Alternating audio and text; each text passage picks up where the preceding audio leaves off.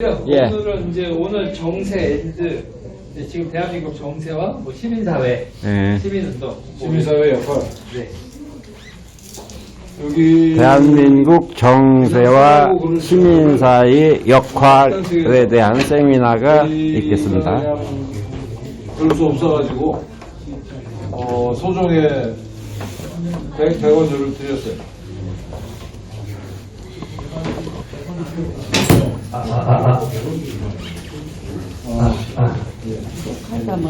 저 우리 뒤에 오른편에 보시면 시민사의 역할, 커피를 각자 타드실 수 있고요. 저기 생수도 갖다 정세와 시민사의 역할, 한국.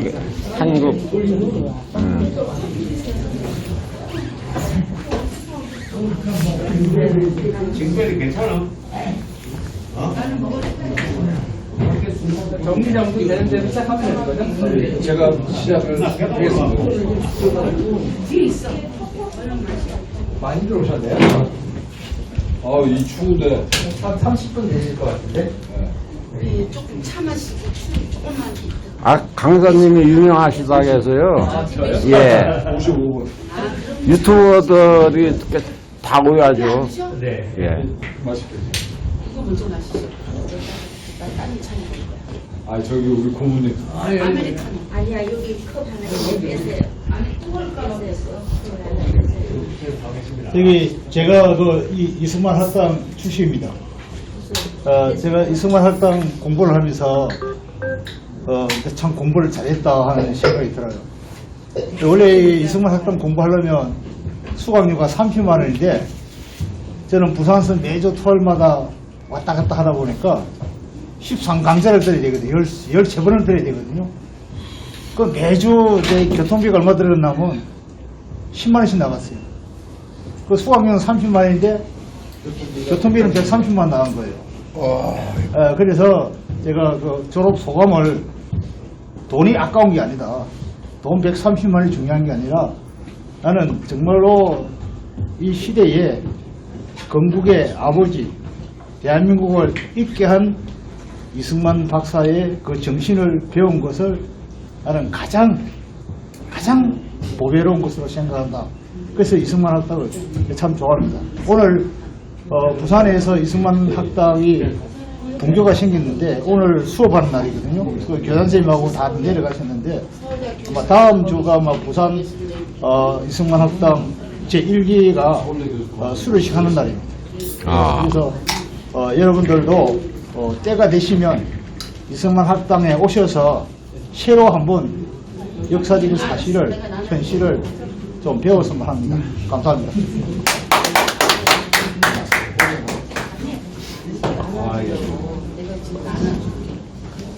부산까지 어떻게 가요? 비행기에서 자, 여러분, 우리 저기 신목고 김지연 씨가 마스크를 선물합니다. 예. 자, 우리 강사님부터 항상 이렇게 봉사해줘요. 화장품을. 아이고 감사합니다. 이거 마스크 잘 쓰겠습니다. 예, 항상 봉사하고 배려하고, 맨몸으로 다니는 사람들하고 틀리지.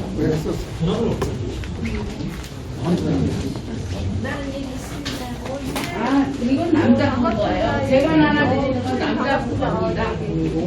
자, 알겠습니다. 유 대표님 오늘 여기 몇 시까지 계실 수 있어요? 저요? 항상 봉사하는 우리 신목고 김지연 씨 여기 있습니다.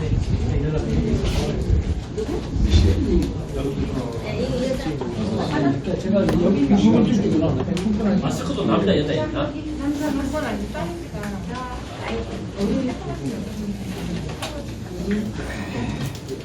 난 얼굴 그래요? 오케이.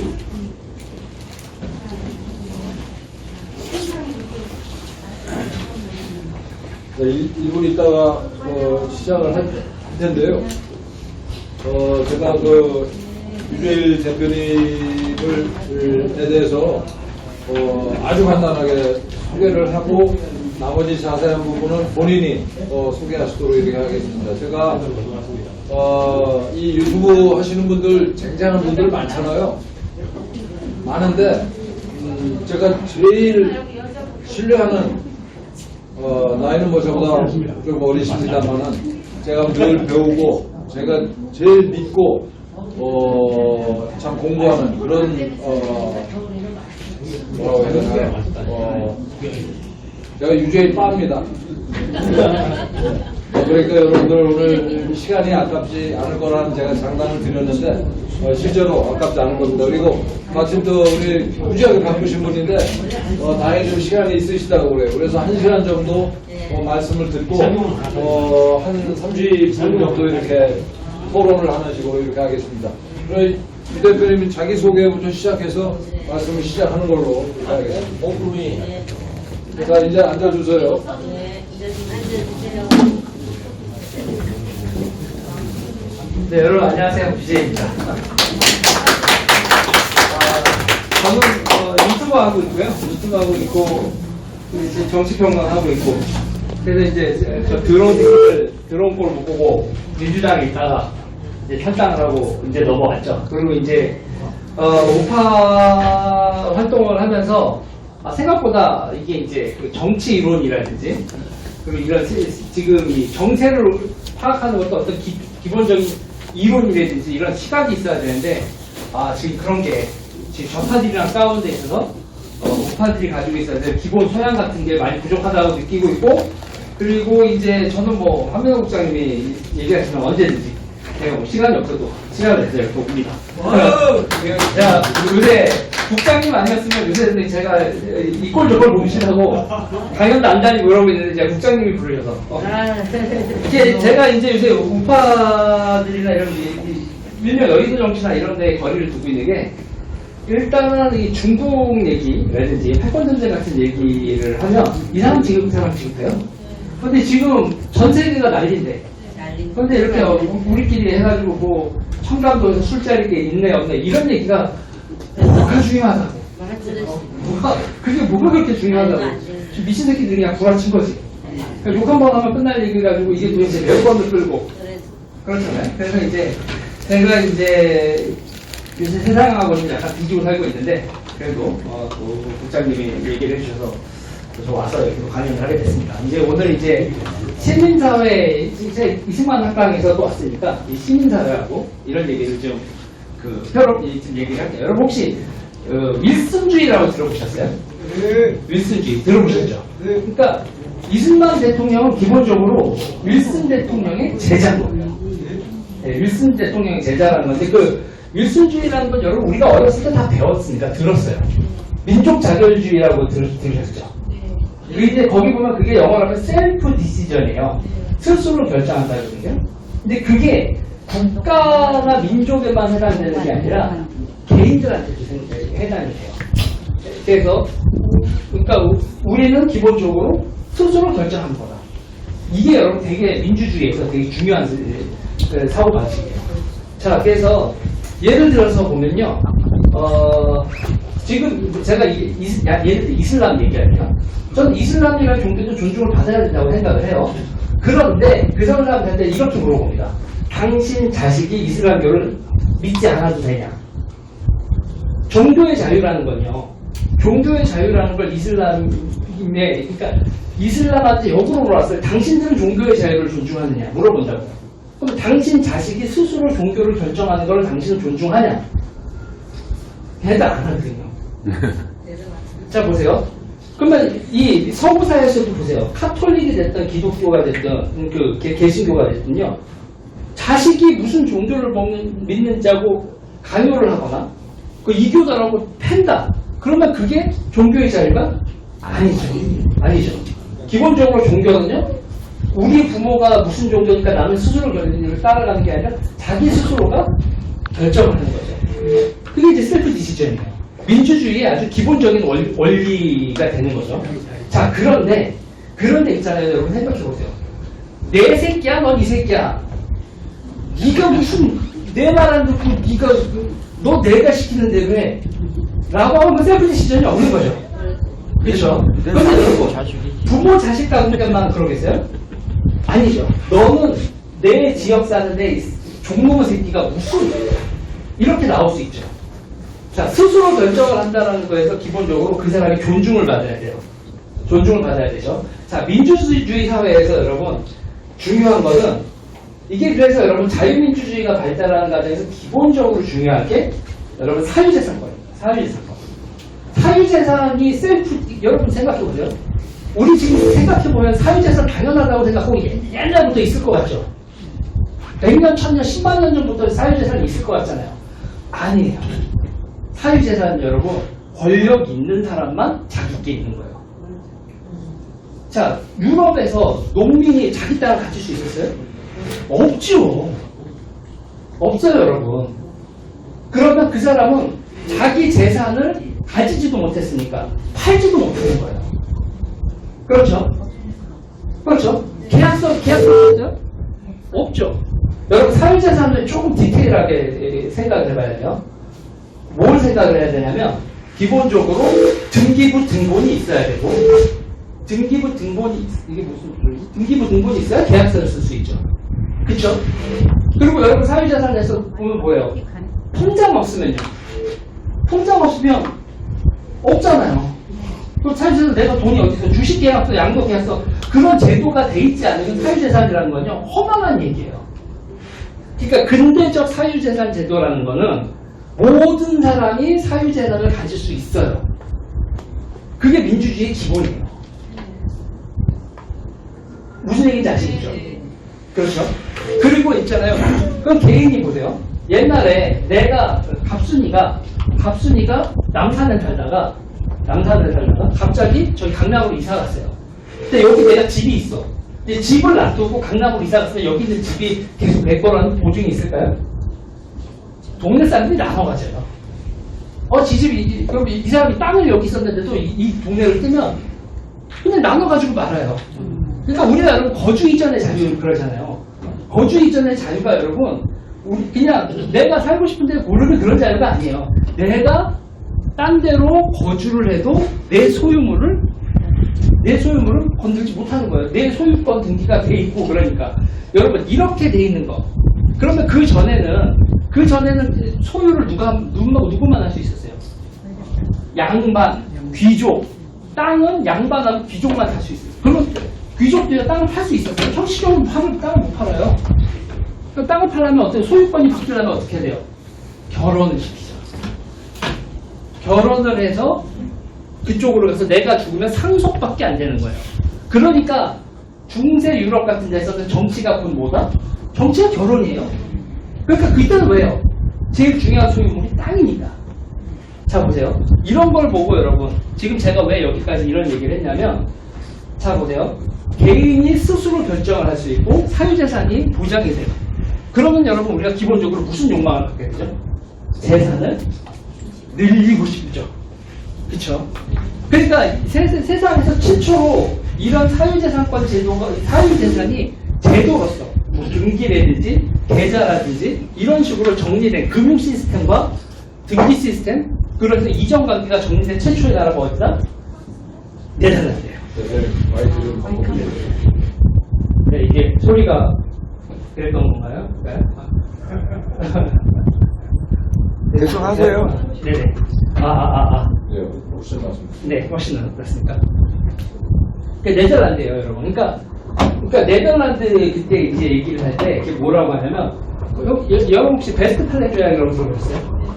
베스트 팔렌 조약이라는 게 뭐냐면 인제는 그러니까 그 38년 동안 30년 전쟁을 했죠. 30년 전쟁을 했는데 그 30년 전쟁의 끝에 8년 동안이 네덜란드 독립 전쟁이 거기에 있었어요. 그래서 종교의 자유를 결정한 그 베스트 팔렌 조약이 지금 우리가 알던 세상의 시작이에요. 그래서 네덜란드가 독립을 하면서 더 이상 귀족들이 이래라 저래라 교회가 이래라 저래라 하던 세상을 끝내고 세금도 그냥 임의적으로 걷는 게 아니라 제도로 걷는 거 이런 시스템이 네덜란드가 최초로 만들어지죠.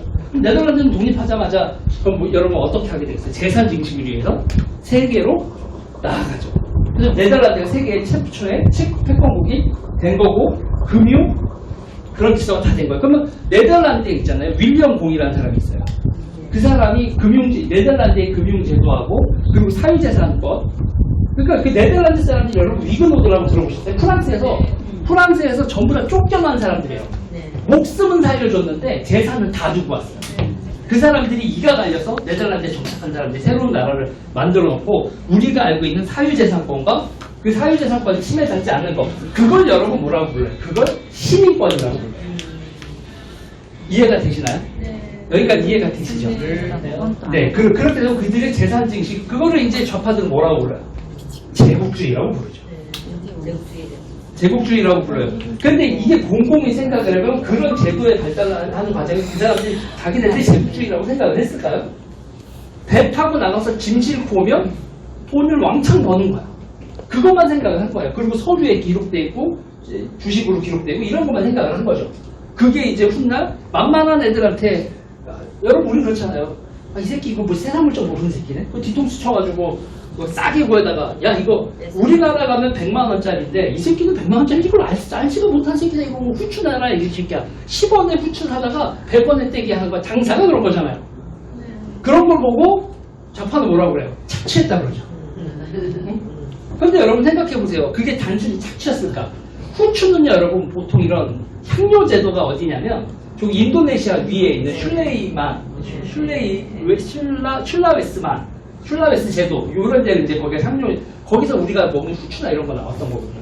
아니 그 옛날에 지금 같은 배도 좋지 않은 시대에 그 범선 타고 지구 반바퀴 돌아와서 그거 싣고 가는데 10배치기, 20배치기, 30배치기, 100배치기 하는 게 뭐가 그렇게 문제라고.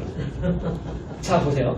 자 지금 제가 이제 이걸 얘기까지 하면 이제 한도 끝도 없는데 이런 얘기를 왜 했냐면 자 여기서 사유재산권이 보장이 됐고 그러면 사유재산이 보장이 됐다는 걸 내가 사람들하고 사고 팔 수 있는 계약을 할 수 있는 게 되죠. 그리고 여러분 내가 사유재산이 없어. 그러면 또 뭐를 팔 수 있어요? 몸뚱이를 팔 수 있죠. 지금은 이제 복잡해졌지만 노동을 팔 수 있잖아요. 노동을 팔 수 있어요. 그러니까 우리가 돈 금전 거래를 통해서 무엇을 사고 팔 수 있는 권한을 가지게 되고 그렇게 해서 받은 돈을 누구한테 뜯기지 않는 그게 된 거예요. 여러분 이거 그 카톨릭 교회에 다니시는 분들 보면 무슨 축이 많죠. 근데 지금은 그렇다고 무슨 축이라고 안 뜯어가죠. 옛날에는요 여러분 그 카톨릭 교회가 그런 축기를 많이 만드는 게 돈 뜯어가려고 해요.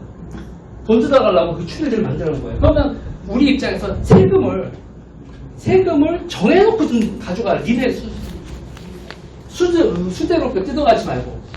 그렇게 돼 있는 거죠. 그래서 뭐를 했냐면, 그래서 뭘 만들었어요? 의회를 만들었어요.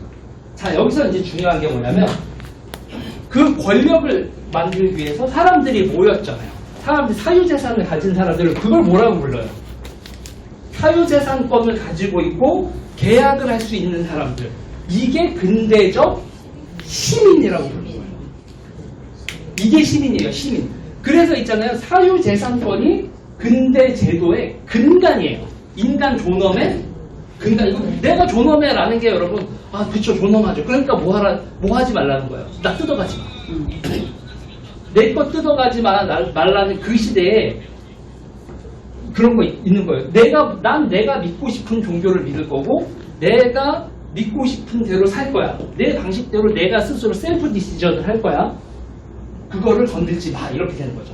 그렇게 돼서, 그러니까 왕이 여러분 갑자기, 그 영국하고 스코틀랜드 통일 때 웃기잖아요. 서로 막 전쟁하고 있다가 왕이 죽었는데, 너가 내 왕 돼야 된다? 그래서 잉글랜드 왕하고 스코틀랜드 왕하고 혈족이 같아져서 통합되면서 그냥 그레이트 브리튼이라고 통합 왕국이 생기잖아요. 갑자기 합스부르크 왕가도 갑자기 스페인 왕하고 있던 사람이 독일 왕하고 겸직을 하게 되고 이런 일이 벌어지잖아요. 그런 게 없어져요. 그런 게 없어지고 땅에 귀속되는 거예요. 권력이. 그걸 뭐라고 불러요?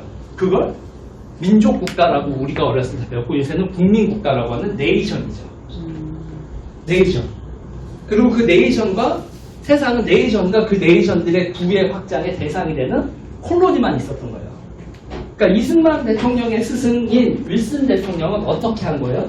세상을 2번 전쟁을 하고 났더니 세상 이렇게 사람이 죽어가지고는 못 살겠다. 못 살겠다. 우리 이런 세상 만들지 말자. 그래서 컬러니들을 전부 다 뭐로 만드는 거예요? 네이션으로 만드는 거예요. 그 네이션으로 만든다는 건 뭐예요? 그 나라에는 계급이 있어서는 안 되고 그 땅에 있는 모든 사람들은 스스로 결정을 할 수 있어야 되고 그 스스로 결정한다는 건 사유재산의 취득 및 처분에 관한 권리를 가진다는 거예요. 이해가 되셨죠? 그게 윌슨주의예요. 그래서 그 세상의 컬러니들을 전부 다 네이션으로 만들어서 세상은 이제 세상에는 모두가 다 네이션만 있다. 그게 뭐예요? 유나이티드 네이션스 이렇게 되죠. 그래서 그걸 베스트팔렌 조약의 세계적 확장이라고 얘기를 해요. 자, 그렇게 됐는데 그렇게 해서 이제 세계 질서는 이런 거야 라고 했는데 침략을 받은 나라가 있었어요. 대한민국이죠. 그 유엔 질서, 윌슨주의의 질서를 관철시키기 위해서 이 나라에 유엔군이 파견이 돼서 이제 식민지 이렇게 되는 나라는 무력으로 힘으로 국토를 변경하려거나 이 질서를 깨려고 하는 짓을 하면 안 돼. 2차 세계대전까지 두 번의 전쟁을 하면서까지 새로운 질서를 만들려고 하는데 이걸 이런 식으로 하지 마라고 그래서 탄생한 나라가 대한민국이죠. 그러니까 대한민국이라는 나라 자체가 독립운동 이런 것 때문에 생긴 나라가 아니에요. 그러니까 거기서부터 그리고 이제 독립운동 계열에서도 여러 가지 계열이 있지만 이승만 대통령의 윌슨주의 그리고 이 자유민주주의 이 자유민주주의가 뭔지 알겠죠. 그러니까 우리가 사유재산을 가지려고 하는 내 욕망을 나쁘게 생각하면 거기서부터 이제 자유민주주의가 이해가 안 되기 시작하는 거야. 내숙 떨기 시작하는 거야. 그게 쉽게 생각하면 쌍놈들도 재산을 갖는 세상이 왔다는 거죠, 여러분. 천지개벽이 벌어지는 거예요. 그 천지개벽이 벌어졌고 그 다음에 바로 대한민국이 된 다음에 어떻게 됐어요? 토지개혁하잖아요. 자, 시민이 뭔지 아시겠죠? 그럼 시민들이 모이면 그걸 뭐라고 불러요? 시민사회라고 부르는 거예요. 그래서 보세요. 시민들이 모여가지고 뭐를 만들죠? 정부를 만들죠. 기본적으로요. 그런데 시민사회가요, 여러분, 그렇게 작동하는 게 상시적으로 작동할까요? 텀이 있게 울컥울컥 작동할까요? 네, 텀이 있죠. 그래서 우리가요, 정부를 만들고 의회를 구성하기 위해서 사실상 4년에 한 번, 5년에 한 번씩 모이죠. 투표해요. 그게 그래서요. 그러니까 자유민주주의 국가에서는 정부를 뭐가 만들어요? 시민사회가 만드는 거예요. 시민사회가. 시민들의 모임인 투표를 통해서. 그래서 유엔이 우리나라에서 맨 처음에 한 것도 뭐예요? 총선거죠, 총선거. 유엔 감시하에 총선거를 통해서 대한민국에 뭐가 뭔지도 모르겠는데 아무튼 투표하래. 그래서 정부라는 걸 만들었어요. 투표를 통해서 조선을 살았고 일본을 살았던 사람들이 투표를 통해서 정부를 가지게 된 거예요. 자유민주주의 정부가 그렇게 된 거죠. 자, 여러분, 인민민주주의라고 하죠. 공산주의는 정부를 뭐가 만들어요? 공산당이 정부를 만들어요. 공산당이, 그러니까 그래서 시진핑 같은 경우에는 뭐가 있죠? 당직이 있고 그 다음에 뭐가 있어요? 국가직이 있어요. 당직과 국가직 중에서 뭐가 더 중요할까요? 당직이 더 중요해요. 거기가 권력의 원천. 이렇게 되는 거예요. 자, 일단 이게 이론적인 얘기예요. 이론적인 얘기고 이제 시민사회가 뭔지는 알았죠. 근데 아까도 뭐냐, 시민사회는 우리가 그러잖아요. 저 새끼들 저거 선거 때만 와가지고 종동리 것처럼 지랄이야, 저렇게 정치인 새끼들. 선거 끝나면 지들이 주인이야. 이런 얘기 하잖아요. 시민사회가 선거에만 작동을 한다고 한다면 정치 과정에 투입이 되느냐, 이런 얘기가 나오면서, 그러니까 선거가 아닌 일상적인 때에도 시민사회가 작동을 해야 된다라는 얘기를 하죠. 그런데 있잖아요. 이거에 대해서 좌파와 우파의 길이 달라요. 보면은 우파는 시민사회 활동을 왜 하죠? 이해관계를 관철시키려고 해요. 기본적으로 그래서 이익단체라고 불러요. 이익단체라고. 그게 목표예요. 그래서 사람들이 모여 있어서 업종별로나 이렇게 다 모이잖아요. 무슨 단체, 뭐 이렇게 단체가 모여가지고 우리는 이런 이해관계를 가지고 있습니다. 이렇게 했으면 좋겠어요 하고 의회나 이렇게 하죠. 그래서 정치학 용어에서 뭐라고 불러요? 이익단체라고도 부르고 압력단체라고도 불러요. 여기서도 여러분, 그런데 좌파들의 시민단체는요 좀 달라요. 좌파들의 시민단체는 뭐를 하려고 시민단체를 모아요? 걔네들은 혁명을 하려고 모인다고 해요. 혁명. 그래서 뭐냐면 걔네들이 얘기하면서 진지전이라고 해요. 진지전. 혁명을 하려면 혁명에서 기동전과 진지전이라고 얘기하거든요. 그러니까 기동전을 막 뛰어가는 거예요. 그런데 그때 이제 여러분 보면 군대에서 아시는 분들 여러분 뛰어오는 사람은 잡기가 쉬워요. 이게 참호 파가지고 이렇게 숨어 있다가 빵야 쏘면 말 달리고 뛰면 말 달리고 뛰는 사람이 이렇게 찌그러져 앉아서 쏘는 사람은 당해낼 수가 없어요. 그러니까 1차 세계대전에 그 기관총으로 사람이 그 참혹한 이런 걸 겪고 난 다음에 그 전쟁터를 혁명 전술로 이렇게 그 기동전과 진지전의 개념으로 가져온 게 그람시라는 사람이에요. 그람시라는 사람이 우리가 그러니까 혁명하겠다고 총파업하고 혁명하겠다고 했더니 죄가 그 뒤지기밖에 더 하느냐. 러시아에서는 혁명이 성공했지만 선진 제국들에서는 다 그냥 탄압당하고 죽었거든요. 그러니까 걔들 그람시 같은 경우도 파시스트들한테 이렇게 잡혀가서 감옥에 들어가고 뭐 이런 식이었었는데 그러면서 이거를 야금야금 먹었다가 나중에 들고 일어나서 체제를 전복시킨다.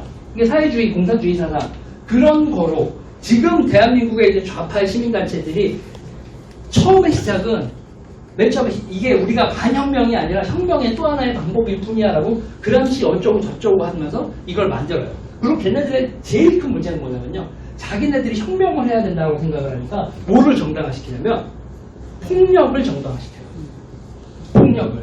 그래서 이 좌파적 폭력을 정당화시키는 개 같은 새끼가 하나 있었는데 그 새끼 이름이 프랑스의 사르트르라는 새끼예요.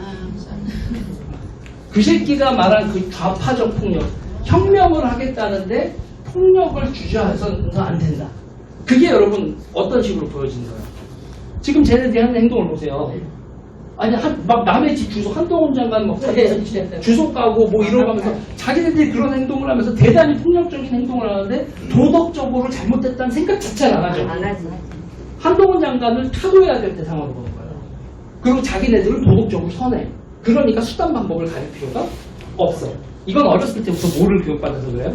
걔네들이 표현을 하기에 위악이라고 표현을 합니다. 악이 잘못된 건 잘못된 건데 이거는 위악. 가짜야, 악이야. 그러면서 여러분 걔네들이 맨 처음에 그거를 80년대 학생들한테 위악이라고 하면서 손에다 뭘 쥐어줍니까? 화염병을 쥐어주죠. 그리고 저 미 문화원에다 던져요. 사람이 죽을 수도 있는데요. 혁명이 가능하잖아. 이게 자신들의 폭력은 도덕적으로 옳아. 이런 행태들이 쫙 깔려있죠. 그러면서 이제 이 자유민주주의 사회에서는 자유민주주의 사회는 개개인의 결정권을 존중하고 의견을 존중하고 이런 다양성을 하는 관용의 정신이잖아요. 그거를 악용을 하는 거죠. 그러니까 기본적으로 우리가 관용의 대상은 아까도 물어봐야 돼요. 이민훈이 이슬람 그 신자한테 물어보는 거예요. 당신 자식이 이슬람교를 안 믿겠다고 하면 다른 종교를 선택하겠다고 하면 어떻게 할 거냐? 여기 자유민주주의 국가잖아요. 종교 선택의 자유도 있죠. 라고 하면 그 사람의 이슬람은 존중해줘야 돼요. 근데 나는 내 새끼가 그러면 패 죽일 거예요. 그럼 그 사람은 우리가 종교의 자유라는 이름으로 허용해주면 안 되는 거죠. 무슨 얘기인지 아시겠죠? 대한민국은 여러분 전 세계에서 정말 특이한 나라입니다. 왜냐면요. 개신교와 카톨릭이 공존을 해요. 거기다가 불교까지 있어. 그리고 이제 잡다한 종교들이 다 있는데 종교 분쟁은 벌어지지 않아. 그러니까 딴 나라들이 보기엔 야 신기한 그게 왜 그러냐면 정말 자유민주주의 국가예요. 내 집안의 며느리하고 시어머니가 종교가 달라. 누구는 절 다니고 누구는 교회 다녀. 그래도 괜찮아. 그게 뭐예요? 이 나라가 진짜 자유민주주의. 너는 그렇게 선택하고 나는 이렇게 선택했다. 그랬을 때는 그런 존중이 있을 땐 그랬을 땐 종교를 뭘 믿든 다 허용을 해줄 수 있어. 이슬람교를 믿으면 어떠고 불교를 이게 자유민주주의의 기본이 되는 거죠. 자 그런데 이런 자유민주주의 국가 대단히 관용성 있고 포용적인 자유주의 민주주의 국가 대한민국에서 시민단체를 만들어서 그 본질이 혁명을 하는 거다라고 돼버리면 그러면 그 사람들은 뭐를 추구해요? 보편적인 가치나 도덕을 추구하는 게 아니라 자신들의 권력을 추구하죠. 혁명을 할 수 있으면 권력과 힘이 있어야 되잖아요. 권력과 힘이 있으려면 여러분 뭐가 있어야 돼요? 돈이 있어야 되죠.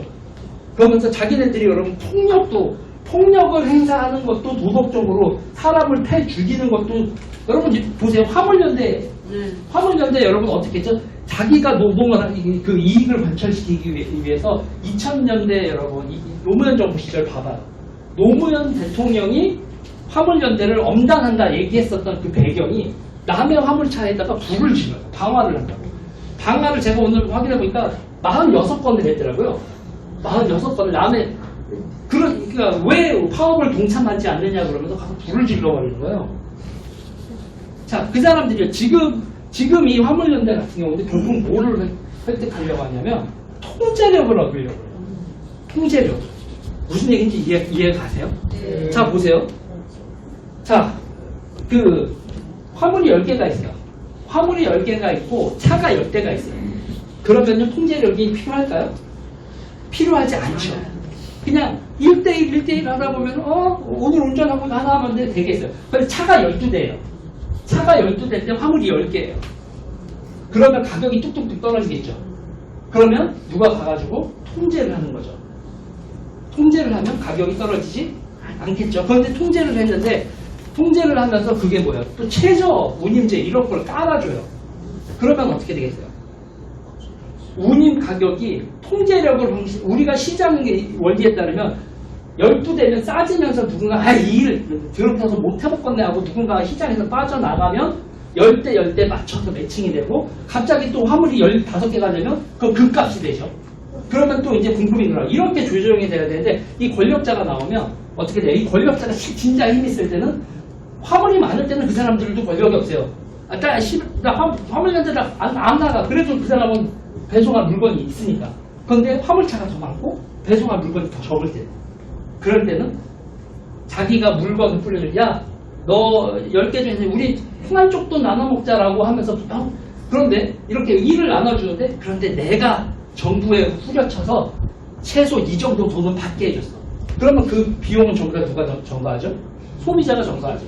소비자뿐만 아니라 거기 사장님들 배송을 해야 되는 그 사장 그러면 여러분 물가가 올라가고 그게 국내에서만 소비되는 거면 그나마 다행인데 국제 경쟁을 해야 되는 물건은 그렇게 되면 국제 경쟁력을 상실하게 되는 거죠. 자, 이런 거요. 자, 그러면 여기서 보세요. 이 사람들이 자기 이익을 추구하고 자기네들이 권력을 잡고 자기네들이 통제력을 가지려고 해요. 그런데 폭력을 쓰고 뭐 이러면서요. 자기네들이 잘못하고 있다라는 생각을 안 하고 자유민주주의의 기본 원칙도 지키잖아요. 왜죠? 이 사람들이 추구하는 건? 맨 처음에는 혁명 하다가 지금은 솔직히 얘기해서 혁명도 망각이 되고 뭐를 해요? 그냥 권력과 부를 아주 룰도 없이 뭐도 없이 그냥 폭력적으로 추구하는 자기 자신들을 당당히 하면서 뭐를 해요? 카르텔을 만들죠. 그리고 여러분 생각해보세요. 시멘트, 휘발유 이런 것들을 또 화물연대가 쥐어잡고 있다. 그 말을 듣지 않으면 안 된다고 화물 운전사들이 생각하고 있다. 그러면 대한민국의 대통령이 이길 수 있을 것 같아요. 그 노조위원장도요. 그 꼴리를 하면 진짜 대한민국이 낭비로 하는 거예요. 국가고 뭐고 필요 없어져. 예, 그냥 누구도 시멘트 구하려고 하면 시멘트 공장 가서 계약을 하는 게 아니라 화물연대 노조위원장한테 가서 뒷돈 찔러줘야 되는 거예요. 그래야 화물 운송의 우선순위가 오케이 내가 그쪽에 보내드릴게 깡패죠. 그리고 우리가요 그렇게 해줄 이유가 없다는 거예요. 왜요? 맨 처음에는 동정이었죠. 이게 그냥 면허였단 말이에요. 그래서 면허만 따면은 그냥 그래서 너무 많이 공급됐어. 그러니 어떻게 돼요? 싸지잖아요. 그러니까 정부에서 그걸 통제를 했다고요. 그래야지 그러니까 이거를 허가제로 바꿨단 말이에요. 그래서 이 시장에 진입되는 걸 그런데 그런 정부 통제가 여러분 데이터가 정확히 있어요? 그게 쉽지가 않잖아요. 그리고 그래서 우리가 시장을 믿는 거 아니에요. 계속 시장에 변동되는 거에 대해서 알아서들 계약하고 떠나고 진입하고 하는 거. 근데 그게 이런 식으로 돼 있으니까 이 사람들이 나쁠 때도 뿔을 빨고 어느 정도 보장이 되고 잘 나갈 때는 그냥 덕구를 빨고 이런 상태가 벌어지는 거죠. 그러면서 이거는 여러분 공부를 많이 할 필요가 없잖아요. 집단 행동만 하면 큰 이익을 벌 수 있다고 생각을 하면 그러면 여러분 누가 열심히 공부를 해요? 바보게. 그리고 여러분 거기서 그렇게 이렇게 한번 구축이 되면 그러면 거기에 누가 들어갈 수 있어요? 그 사람들의 부하, 친인척, 화물 시장이 그렇게 개편이 된다는 건 말이 안 되잖아요. 그리고 여러분 생각해 보세요. 아니 그렇게 화물연대가 파업을 하는데 지하철이 파업을 하고 서울대 의대가 파업을 한대. 서울대 병원이. 아니 간호사하고 화물 운전자하고 왜 같이 연대 파업을 하지? 자, 그리고 공공운수 서비스 노조라고 해요. 이 사람들이 왜 같이 돼 있냐? 이게 기본적으로 혁명 조직이란 말이에요. 총파업을 통해서 국가를, 그래서 그 사람들 구호도 그렇잖아요. 물류를 멈춰 세상을 바꾸자. 그냥 혁명 구호예요. 그리고 이걸 조직해낸 사람들이 이거예요. 경기도국 사람들이에요. 제가 지금 사실은 되게 이 일 관련돼서도 그냥 대통령실이고 국민의힘이고 꿀따구가 이만큼 나 있어요. 제가 계속 이거 지켜봐야 된다. 얘네들은 이기심을 자극한다 그랬거든요. 여러분 기본 운임제에 탱크롤이 있죠. 휘발유 기름 나는 차. 그 차는 해당 사항이 없었어요. 해당 사항이 없었는데 이걸 기본 운임제를 해준다고 했어요. 자, 어떤 일이 벌어졌냐면 2022년 6월 달까지만 해도 그런 탱크롤리 운전자 10명 중에 1명만 화물연대에 가입해 있었어요. 지금은 얼마일까요? 7, 8명. 요 5달 사이에 화물자 운전자들 전부 다 화물연대로 끌어들였고 그렇게 그들을 끌어들인 활동가들 조직이 누구라고요? 경기동부 이쪽이에요. 그런데 이러거나 말거나 대한민국 보수가 신경을 쓸까요? 정치인들이? 안 써요. 제가 그러면서 싸우는 걸 싫어해요. 그러지. 싸우는 걸 싫어하고 싸울 이유도 없어요. 솔직히 얘기할까요? 싸울 필요가 왜 없을까요? 왜냐면요 여러분 여차하면 대한민국이 망하면 어떻게 하면 돼요? 대한민국이 진짜 적화가 됐다고 생각해보고 뭐 중국과 북한의 영향력이 대한민국에 먹혔어요. 지금 보수의 주류 정치인들은 여러분 어떻게 하면 되는지 아세요? 그런 상황이 벌어지면 돈 싸들고 미국으로 가요. 미국 간다고. 도망가려고 준비하지. 자식들 미국으로 보내놨고 그리고 자기들도 영주권과 기타 등등에 대해서 다 만드는. 네. 그리고 다들 모여서 무슨 얘기를 하는데요? 야, 네 자식이 어디 학교 갔냐? 옛날엔 서울대 갔냐, 연고대 갔냐, 명문대 갔냐 이랬죠. 요새는 야, 아이비리에 이거 1티어 대학이 누구 있네, 2티어 대학이 어디 있니, 너 어디 가니? 거기는 과가 뭐가 있지? 미국 대학 얘기하고 있어요. 자, 그리고 이런 지경이 되니까 이렇게 되니까 대한민국의 우파의 전사가 없죠. 그래서 저는 요번에 이제 기겁을 한 거예요. 그래서 저는 올 연말에 이런 일이 벌어질 거니까 전장현 문제 있었고 택배 노조 있었고 그리고 이런 거를 작업을 치는 게 걔네들이 경기동부 애들이 쫓겨났단 말이에요. 그때 이제 그 박근혜 대통령 때 정당 해산된다고 걔네들이 쫓겨난다면 걔네들이 힘을 길러야 되잖아요. 그래서 바닥으로 붙었어요. 민주노총도 원래 경기동부가 여러분 위원장을 먹고 이러지 못해요. 양경수 같은 사람이 민주노총 위원장, 어디서 이석기 찌끄러기들이 민주노총을 먹어. 거기에 현대자동차 10만 명 노조원들이 있는 그런데 노조위원장들이 있는데 투표를 했는데 경기동부에 있어요. 그리고 아이들이 배달하시는 분들, 그리고 택배하시는 분들, 이 건설노조, 그리고 화물연대, 그 대공장들이 신경을 안 썼던 데서 한 명 한 명 작업을 해서 쪽수를 만들어서 민주노총 위원장을 이석기 후배 외대 용인구학번 양경수가 이건요 여러분 되게 쇼킹. 그러면요 그 경기동부를 쫓아내는데 여러분 이게 경기동부라는 게 전국연합에서 경기동부라는 거거든요. 지금 정의당에 있는 이정이 있죠. 인천연합이라고 그래요. 그러니까 전국연합 내에 인천연합, 경기동부 지들끼리 같은 주사계열끼리 싸움이 나서 경기동부를 패권 세력이고 당권파라고 해서 내쫓고 지네들이 정의당 차렸다고. 그런데 지금은 어떻게 됐을 것 같아요? 거긴 국회의원이 있지만 밖에 외곽 조직 이미 경기동부가 인천연합보다도 훨씬 더 세죠. 그러면 인천연합에서 그랬던 사람들은 어떻게 되겠어요? 야, 경기동부가 역시 경기동부네. 우리가 남이가 그렇지 조직원들이나 기타 등등이 다시 어떻게 돼요? 다시 주사파, 그러니까 주사파가 4분 오열되어 있던, 그러니까 유시민 패거리, 심상정 패거리, 유시민 패거리, 심상정 패거리는 주사파는 아니에요. 주사파는 아닌데 진보라고 이렇게 해서 통진당에 있었던 데서 4분 오열되면서 그 안에 주사파 내에서 경기동부하고 인천연합, 울산연합이 갈라졌었는데 지금 시간이 또 다시 10년여가 지나고 보니까 이런 밑에서 작업을 치고 다 해서 돈, 인력, 기타 등등 이걸 다 누가 먹어요? 경기동부가 먹어가죠. 그리고 그 경기동부가 살아남기 위해서 그렇게 바닥에 해서 민주당하고 또 통진당하고 구분되어 있었죠. 그렇죠. 그리고 이 사회단체들 민주노총하고 민주당은 같이 놀긴 하지만 이렇게까지 얽혀있지는 않았었는데 그게 진짜 얽혀있죠. 그러면서 여러분 보세요. 조홍천이니 금태섭이니 뭐 조금밖에 그러잖아요. 그 사람들과 민주노총의 관계는 정당과 노조의 관계예요. 근데 이재명과 민주노총의 관계는 정당과 노조의 관계인가?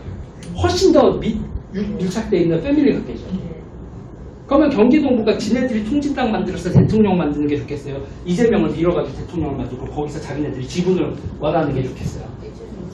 그걸 해봤거든요. 2010년도에 이재명이 성남시장에 당선됐을 때 그때 인수위원장이 통진당 김민희였어요. 그 당시 민주노동자였죠. 자, 이게 지금 나로 돌아가는 꼬라지예요. 그러니까 쟤네들은 바닥으로 흩어요.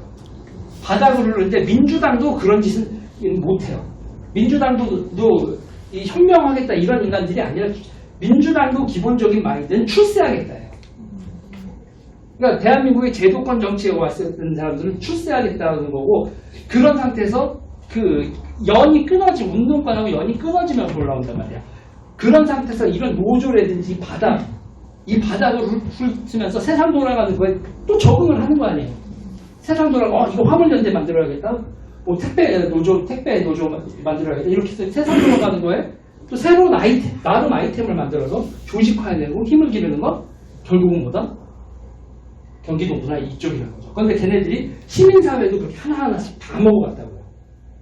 왠지 박원순은 여러분 주사파 이게 애네 뭐 친화적인 성격은 있지만 그 자체가 아까도 얘기했죠. 자기 출세지향적인 인간이고 자기 명예욕이 있는 인간이지 조직적으로 그런 인간은 아닌데 그런 걸 계속 이용을 했죠. 그런데 시간이 지나다 보니까 시민사회라든지 참여연대라든지 기타 등등이 점점 무슨 색깔로 변해가는 거예요. 네. 그때 에덴 세력들이 그냥 우르르 몰려가서 다수격이잖아요. 우르르 몰려가서 여기 조직 먹고 우르르 몰려가서 저기 조직 먹고 이렇게 가는 거예요. 전교조도 원래는 이렇게 빨갛지를 않았는데 걔네들이 이렇게 먹고 이동을 하죠. 그리고 다 조율이 되면서 야 윤석열 정부 무너뜨리자 그러면서 이렇게 총파업도 하는 거고. 자 문제는요 있잖아요. 우파 시민사회는 쟤들을 막는다라는 반기제만 있지 이거에 맞서서 싸울 수 있는 그게 없어요. 왜? 그런데 아니 그러면 세상이 다 적화가 됐겠지. 그래도 미국 같은 데가 왜 버티고 있냐 생각이 들잖아요. 미국은 여러분 선거자금 어디서 구해요? 기업에서 구하죠. 시민사회에서 관철해야 될 게 가장 많은 데가 어디예요? 기업이죠. 기업이 정치 후원금을 내고 로비를 하면요. 그거를 정상 궤도화 시켜놓고 이익단체들이 그렇게 움직이게 하면 그러면 저런 애들이 정치를 지고 흔들겠어요? 아니죠. 근데 우리나라는 내숭을 떨었다고. 로비도 못하게. 로비도 불법화해. 정치자금도 불법화해. 그러면 여러분 생각을 해보자고요. 그러니까 민주당이고 국민의힘이고 경선을 해요. 경선을 해서 당대표를 뽑죠. 대한민국 사람들이 여러분 정치에 고관여층이 많아요? 별로 없어요. 당원까지 할 사람, 투표까지 열심히 할 사람 그렇게 많지 않다고요. 그랬는데 큰 조직, 기업의 돈을 끊었어. 그래서 풀뿌리 민주주의 가능하겠어요? 풀뿌리 민주주의 한다고 했다가 결국 어떻게 됐어요? 팬덤이죠. 문재인의 팬덤이 되건 박근혜 대통령이 팬덤이고 그 팬덤에 맞설 수 있는 사람이 생겨요? 아니죠. 그리고 또 여러분 뭐가 들어와요? 사이비 종교들 단체들이 들어와요. 소수 종교는 사이비 종교라고 하면 그분들은 또 기분 나쁠 수 있겠지만 소수 종교는 교주의 오더를 받잖아요. 그 사람들이 몇만 명만 모여도 좌지우지하게 되는 거예요. 그러니까 정치자금법 이상하게 만들고 로비 이상하게 만들어서 정치의 투입 산출이 되는 걸 이상하게 왜곡을 시켜놓으니까 결국은 저 좌파들이 판을 치게 만드는 거죠. 저들에 대항할 수, 저들도 별로 그렇게 힘센 건 끼케야 10만 명 정도의 뭐 이런데 저들의 저 폭주를 막을 수 있는 방법이 없는 거죠. 윤석열 대통령이요, 자기 조직이 있겠어요? 그럼 저쪽은 자기 조직, 화물연대도 자기 조직, 그리고 그게 다 뭐로 연결됐어요? 이기심으로 연결됐잖아요. 그들한테 사상적인 걸 할 필요 없게 지도부는 이기적 마음을 휘어잡고 내가 너희한테 이렇게 준다. 그러고서 모든 의제를 장악해 나간다고요. 자, 오늘 여러분 서울 지하철 노조요. 서울 지하철 노조 파업에 들어갔어요. 파업에 들어갔는데 서울 지하철 노조는 여러분 어마어마하게 적자입니다. 그런데 여기서 진짜 어려운 얘기지만 해야 될 얘기가 있어요. 자, 65세 지하철 무료되죠. 그런데 우리나라에서 베이비붐 세대 있죠. 우리나라에서 신생아 수가 제일 많았던 해가 언제냐면 지금 60년생이에요. 60년생이 108만 명의 신생아가 태어나서 제일 많아요. 그리고 그때는 100만 명이에요. 근데 그 100만 명대의 사람들이 어제까지 지하철 요금 내다가 오늘부터 지하철 요금을 안 내기 시작된 사람들이 매년 푹 늘어. 그런데 젊은 사람들이 그만큼 들어오느냐? 반토막? 조금 있으면 반의 반토막이에요. 2020년생 30만 명이고 100만 명이에요. 그러면 지하철 공사가 운영이 되겠어요? 1년에 1조씩 적자가 나요. 1년에 1조씩 적자가 나고 그 돈을 또 빚으로 채권으로 이렇게 하고 있죠. 이럴 때 그러니까 우파가 방향이 지향될 문제 해결을 하는 걸 우파라고 생각을 하자는 얘기예요. 그리고 이렇게 돼 있으면 65세를 75세로 늦추든지 아니면 65세 때는 90%를 내고 매년 10%씩 해서 75세 이렇게 해서 조금씩 하든지 뭐 이렇게 여러 가지 방법이 있을 거예요. 아니면 요금을 올리든지 그러면 아니면 또 사람을 구조조정을 하든지 지금요 아무것도 못해요. 첫 번째로 노동자가 15,000명인데 그 중에서 1,500명을 자르자라는 계획을 나왔는데 그것도 못해요. 노인 그 무상으로 하는 거 뭐 고치자 그것도 못해요. 요금 올리자는 것도 못해요. 그래서 결국 뭘 하고 있다? 빚만 늘리고 있어요. 그러면 이게 이렇게 빚만 늘리면 어느 순간 어떻게 되겠어요? 꽝하고 사과가 나겠죠. 그런데 이거를 누가 용기를 내냐고 하냐고요. 아유 어르신들이 이제 공짜로 못합니다. 표 떨어진다고 못하죠. 1,500, 10,000명, 15,000명 중에서 1,500명 자르자고 하면 또 그것도 표 떨어진다고 못해요. 다 표 떨어져서 못하고 모두가 다 해피하는 거는 모두가 다 죽는 길로 가는 거예요. 그래서 지금 이 상황에서는 지금 현재로서는 우파 시민단체나 이런 데서 보편적 가치를 얘기하는 어떤 명사 집단, 내 이해관계가 아니지만 애국심, 공동체 의식을 가지고 이 문제는 우리가 해결해야 된다. 그리고 그 당당함으로 거기 이해관계자들을 설득을 시키면서 갈 수 있는 이러면 우리 다 망해, 다 죽어 라는 말을 할 수 있는 그런 사람들이 있어야 돼요. 지금 여러 가지 의제들을 좌파들의 의제 여러분 공공의료 좋죠. 공공의료 좋아요. 다 좋다고. 그리고 우리가 수가 하는 거 좋아요. 그러면 여러분 지금 대한민국 의료 수가 측에서 가장 큰 문제가 뭐예요? 의사들이 생명 바이탈 아빠에 내가 왜 돈도 안 주고 사람 죽으면 의료소송만 죽어라 걸리는데 내가 이걸 왜 해? 여러분 공부 잘하는 애들일수록 공부 잘하는 의대생일수록 피부과를 가고 생명하고 벌어지고 내가 떠밀려서 목숨을 그런 사람들이 자긍심이 높겠어요? 그리고 사회가 여러분 존경심이고 나발이고 돈을 줘야지. 그거를 그런 식으로 해놓고서 사명감으로 하세요라고 강요를 해요. 그러면 또 이거를 어떻게 못 쳐요? 이것도 이해관계가 되어 있으면서 이거를 공공의료니 뭐니 하면서 저쪽 노조에서 장악하고 이런 의제도 쟤네들은 의제를 장악하고 밀어붙이잖아요. 그러면 이거에 맞서는 우파의 의제가 뭐 있냐고 생각하면 이렇게 갸우뚱하게 돼요. 서울 지하철 노조에서도 쟤들은 노동자를 그러면서 여러분 노동자 자르면 안전이 위협된대. 그런데 웃긴 게 있어요. 노동자 안 자르면 더 안전해요? 지하철이? 그러니까 안전하다고 하면 다들 움찔하는 거야. 이런 걸 보고 뭐라고 하면 언더독마라고 해요. 불쌍하잖아. 불쌍은 개구, 불쌍파리를 하는 거지. 그래서 우리가 심하게 치제파리 한다, 불쌍파리 한다 이러잖아요.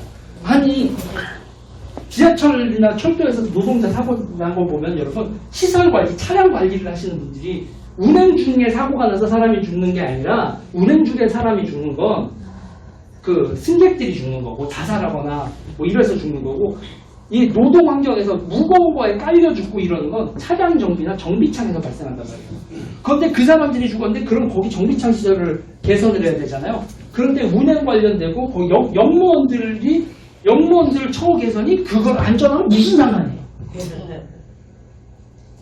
죽은 팔이에요. 죽은 팔이라고. 죽은 팔이 그러니까 문제 해결에 접근하는 게 아니라고요. 그런데 그것도 내부에서 이런 얘기를 하면 밝죠. 문제 제기를 하면. 그러니까 우파라고 하면 문제 해결에 집중을 하는 엘리트들, 공공의식이 있는 사람들의 집단이 돼야 돼요. 그런 맥이 대한민국이 지금 전멸을 한 거예요. 전멸을 한 거예요.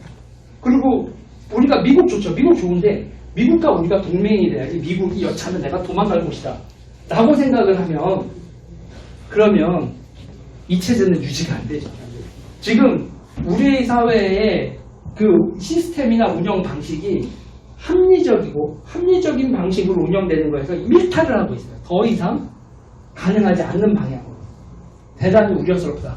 그리고 이거를 지키려고 하는 정치 세력도 그리고 우파의 시민단체들도 지금 현재로서는 미미한 상태다. 그래서 지금서부터 있잖아요. 정말 열심히 해야 돼요. 정말 열심히 하고 저도 이제 강연 같은 거 하고 저도 이제 전장현도 싸웠고 택배도 싸웠고 이번에 화물연대 같은 경우에는 하도 뒤에서 총질을 해대길래 한번 이렇게 나 빠져서 니네들끼리 해보니까 어떤 일이 벌어지나 보자. 자 보세요. 제가 이거를 만약에 시민사회 활동을 했다고 하면 어떻게 하냐면 그 불질러서 불질름 당한 화물차 주분들 있잖아요. 그분들 먼저 섭외해요. 당신들이 화물 노동자인데 화물연대한테 어떻게 당했냐. 그리고 화물연대가 당신들보다 돈을 더 많이 벌지 않냐. 그리고 브레이크 라인을 끊었어요. 브레이크 라인을 끊었다고요. 운전한다고. 그분한테 운전대를 잡았는데 브레이크가 안 잡혔을 때 기분이 어땠냐. 저 새끼들이 악독한 새끼들이라는 거를 세상에 알렸는데 그런 거만큼 좋은 게 있어요. 그리고 그런 분들의 성명이 나오고 피해자들의 성명이 나오고 이 사람들이 하는 건 정말 이기적인 행동일 뿐이다 라는 걸 세상 얘기하죠. 쇠구슬 쏘는 거 이런 것도 다 영상 그것도 저도 영상 풀어보고 했었는데 그런 것도 알리고 뭐 그렇게 하죠. 파리바게트에서 노동자 돌아가셨잖아요. 슬픈 일이고 잘못된 일입니다. 대한민국의 산재가 여러분 하루에 2.5명씩 죽어요.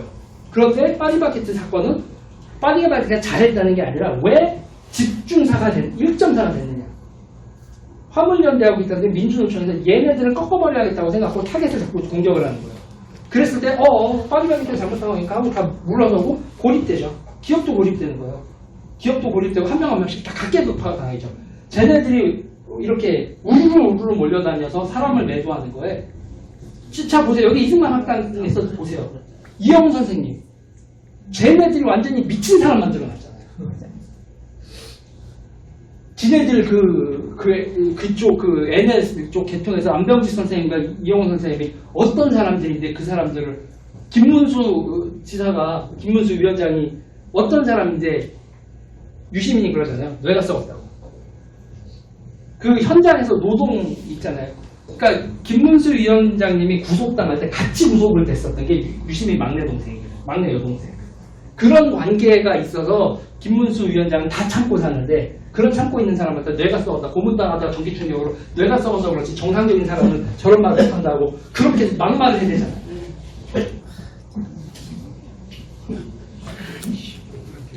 정말 있잖아요. 그러니까 정말 잔인한 사람들입니다. 잔인한 사람들이고 자기네들의 그 권력을 강화하고 이익을 강화하는 데 있어서 양심의 가책을 느끼지 않아요. 그러니까 아까도 말했죠. 좌파적 폭력에 대해서 위약이라는 표현에 대해서 대단히 옹호하는 사고방식을 가지고 있다.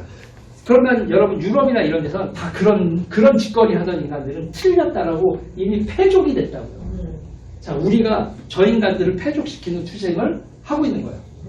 그러니까 좌파적 폭력, 좌파적 그 상식에서 벗어난 그런 것들하고 싸우면서 매도당한 사람들. 이승만 대통령도 매도당했죠.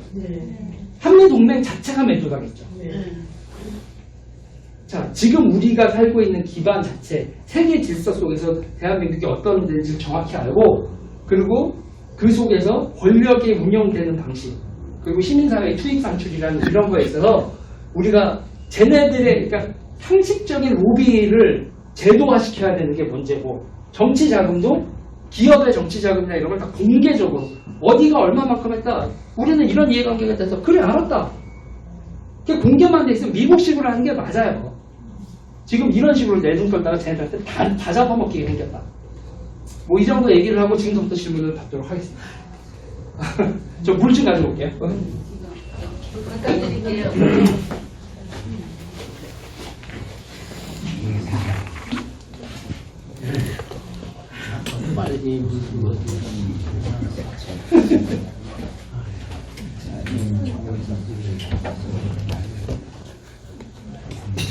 제가 먼저 네네. 질문을 사실 국힘당이 제 역할을 해주고 있으면 우리가 걱정을 덜 해도 되는데 국힘당이 이 중요한 이 아젠다들은 다 외면하고 어떻게 이제 다음 선거에서 또 이렇게 그 국회의원이 될까 이 생각만 하는 놈들로 가득 차 있는 당인 것 같은데 그거를 우리 시민사회 차원에서 어떻게 이 개선해 나갈 수 있을까요? 일단 이게 이제 지금 보면 전 세계적으로 보면 양극화가, 정치 양극화가 심해요. 좌우 서로 진영이 강화되면서 서로 소통 자체가 말이 안 통해요. 말이 안 통하는 게 심한데 그거에 편승해서 국회의원은 정말 양쪽에 쉽게 하죠. 우리 편, 내 편으로 나누니까 그러니까 유권자들을 설득을 하는 구체적인 디테일한 내용이 없어져요. 여러분 우파시죠? 저 찍어주세요. 끝! 그리고 이 사람들이 지금 당내에 공천권을 누가 갖느냐의 싸움에 너무 여의도 정치가 몰입되어 있어요. 민주당 사람들은 국힘 어떻게 돌아가는지 관심 없고요. 국힘 사람들은 민주당 어떻게 돌아가는지 관심 없어요. 그냥 오로지 정치 고관여층일수록 상대당한테 관심 있는 게 아니라 우리 진영에 관심이 있어요. 그리고 우리 진영에서 당권을 누가 잡느냐가 정치 아젠다에, 그러니까 일반적인 정치 아젠다는 그렇지 않은데 정치 고관여층의 아젠다는 그렇게 형성이 되어 있어요. 이게 여러분 어떤 건지 아시겠어요? 그러니까 저는요 그래요. 그러니까 제가 여기서 갑자기 분위기 정말 쌓여질 수 있는데 저는 부정선거론에 반대했었어요. 그러니까 김어준이 부정선거론 하는 것도 봤고, 그러니까 저는 기본적인 입장이 그래요. 얼마나 갑갑하면 저 부정선거론을 믿고 싶을까? 그러니까 이준석과 저하고의 그게 약간 차이죠. 이런 걸 주장하는 걸 용납하면 다음 선거에서도 우리 진다. 그런데 보세요. 부정선거를, 그러니까 이 진영 내에서 있잖아요. 김어준이 부정선거 선동을 했을 때도 그렇고 가세현이 부정선거 선동을 했을 때도 진영 내에서는 과반이란 거예요. 무슨 얘기인지 이해가 되세요? 대한민국 국민 중에서 여러분 투표하는 사람이 여러분 60%예요. 40%는 투표를 안 해요. 그러면 10명 중에 있잖아요. 10명 중에 100명 중에 30명만 해도 반반이에요. 그러면서 그 중에서 부정선거를 믿는 사람이 좌쪽에 15명, 우쪽에 15명이에요. 그러면 나머지 85명은 욕을 해요. 그런데 그 진영 내에서는 그렇게 얘기하는 사람이 헤게모니를 잡죠.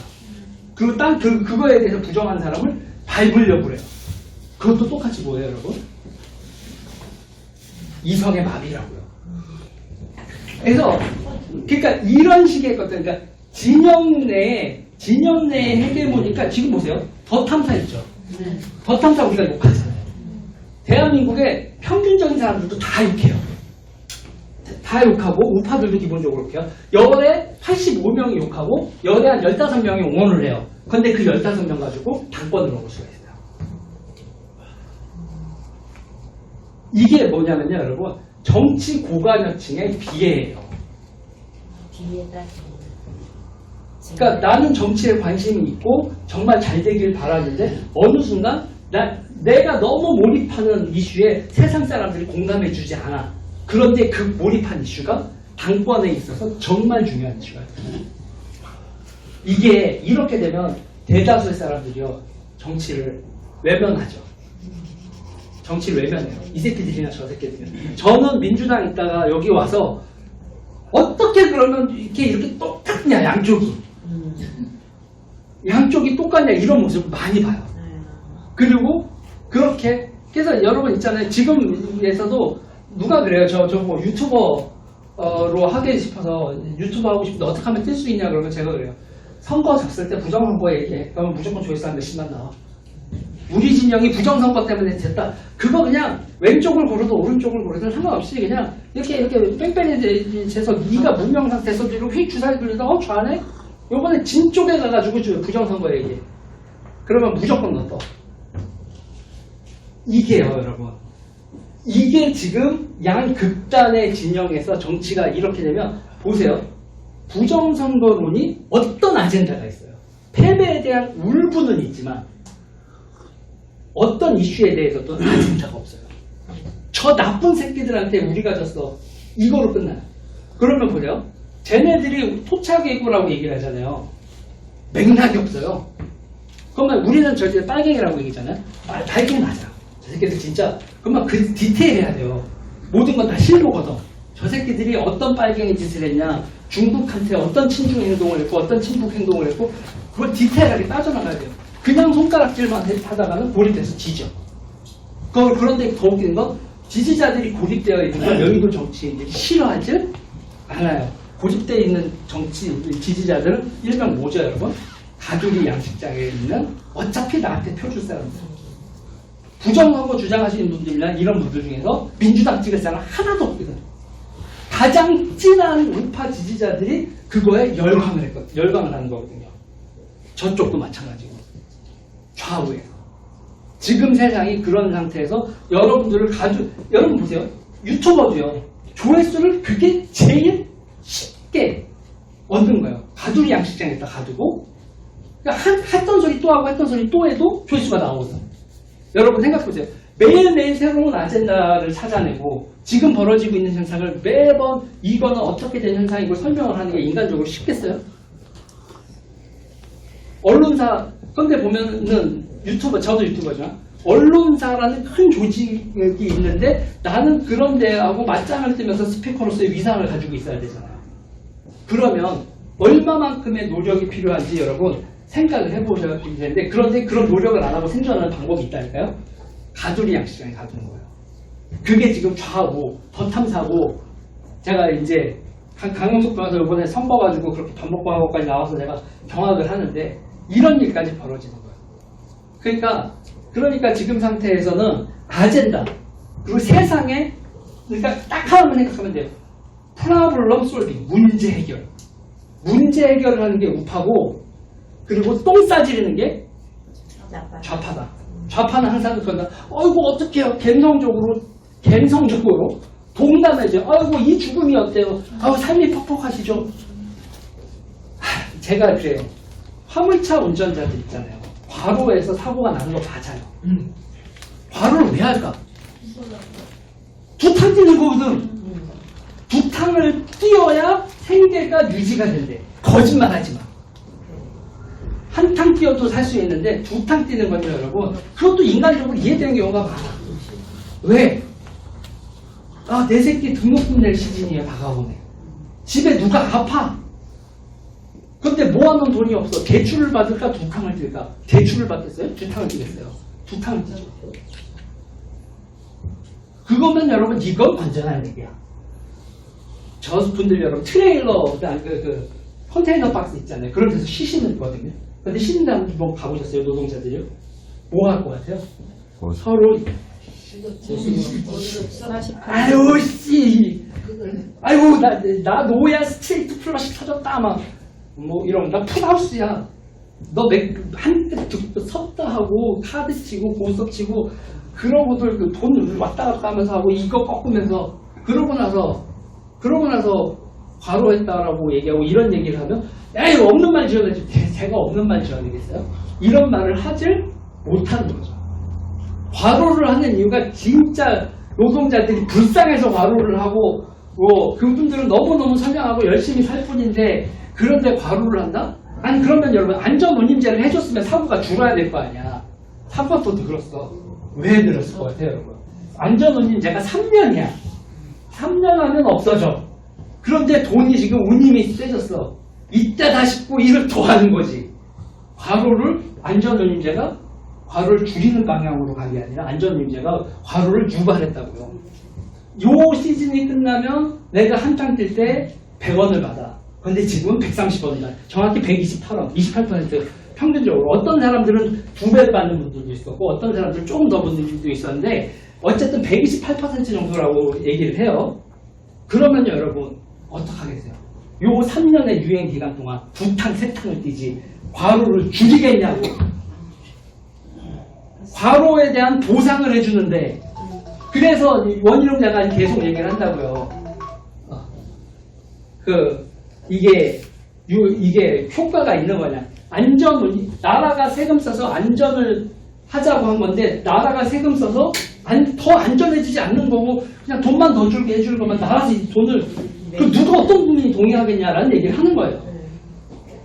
그러니까 뭐냐면 우리가 있잖아요. 좌파의 불상 모델을 속으면 안 되고 있는 그대로 봐야 돼. 아니 화물차 내가 화물로 줬는데 파업하잖아요. 내가 아주 대놓고 얘기하죠. 저 같으면 이거 부실라고 잠복을 해요. 요번 주 금요일에. 왜? 이분들이 파업한다고 축구 안 보겠어? 월드컵 안 보겠어요? 월드컵 보면서 가만히 보겠어? 술 꺾으면서 보고 다 같이 모여서 모는 게 얼마나 재밌는데 화물 노동자를 하면서 다 같이 모여서 술 꺾고 이렇게 먹고 고스톱 치고 다 하고 그러고 여러분 있잖아요. 자기 고객들이 있어도 내가 파업을 해도 이거는 그냥 누가 물어다 준 게 아니라 진짜 이거는 내가 친구 뭐 동생 건데 이거는 해줘야 돼. 이건 내가 더 오리지널. 이거 100% 수수료도 뛰지 않고 내 고객이야. 그러면 또 운전해. 파업 와중에. 이런 거를 여러분 적나라하게 얘기를 하면 나쁜 새끼라니까. 나쁜 새끼라니까. 이렇게 적나라하게 나는 이 새끼는 이 새끼야. 화물 노동자들은 이제 그럴 리가 없어. 과로하고 술 먹고 그 다음날 뭐 이럴 리가 없어. 뭐 돈 많이 벌겠다고 2탕 3탕 뛰는 없기는 무슨 없어. 그러니까 좌파는 세상을 인간을 여러분 아름답게 묘사하죠. 그리고 가서 아니 공부 안 했고 놀았고 탕진했어. 그 사람한테 가가지고 당신이 어려운 건 토착외구들이 만들어놓은 세상 때문에 당신이 이렇습니다. 그러면 또 갑자기 자존감이 올라가. 그러면서 친구들하고 놀았던 거, 해외여행 갔던 거, 이렇게 성매매 했었던 거, 이런 건 다 잊혀지고, 나는 성실하게 살았는데 내가 왜 이렇게 될까? 하고, 좌파들은 그렇게 세뇌를 해요. 인간은 여러분 우쭈쭈를 자기 잘못한 거 이렇게 반성하고 좋아하는지 알거나, 그 우쭈쭈를 해주고 당신은 시대의 주인인 노동자입니다. 이러면요, 갑자기 우쭈쭈해지는 거야. 나 공부도 못했고, 모두 못했는데, 그래도 당신은 월 6, 700을 벌 수 있습니다. 그래, 그렇게 해줘. 택배를 하시는 분들이나 화물연대 하시는 분들을 소득을 그렇게 맞춰주잖아요. 여러분, 기본운임제 왜 했는 줄 아세요? 맨 처음에? 문재인이가 최저임금을 올렸어. 그랬더니 화물연대 분들이 빠개치는 거야. 왜? 아니, 나도 지금 300 얼마 번데 알바하는 애들하고 나하고 별 차이가 안 나? 기분 나쁘잖아. 최저임금을 올려서 기분이 나쁜 사람들 중에 하나가 화물차 운전부지. 그러면 당신들을 좀 더 올려주겠습니다. 이게 정치예요? 이게 정치가 아니라 이건 우쭈쭈죠, 우쭈쭈. 그러고 나서 야 이거 3년만 그렇게 해줄게. 영원히 그렇게 가자. 이런 미친 새끼들. 그런데 이런 얘기를 하다 보면 적나라한 얘기를 해야 되는데 우파분들은 점잖아서 적나라한 얘기를 하지 않죠. 해야 되겠죠, 그렇죠? 해야 되는데 하면은 나를 미친년으로 하느라고. 자, 아무튼 이거 되게 재밌는 판때기입니다. 재밌는 판때기여서, 그러니까 이제 질문하신 거에 제가 부연 설명을 길게 했는데 여의도 정치인들은 제가 종종 하는 얘기예요. 이게 우파분들은 동네에서 1등하던 분들이에요.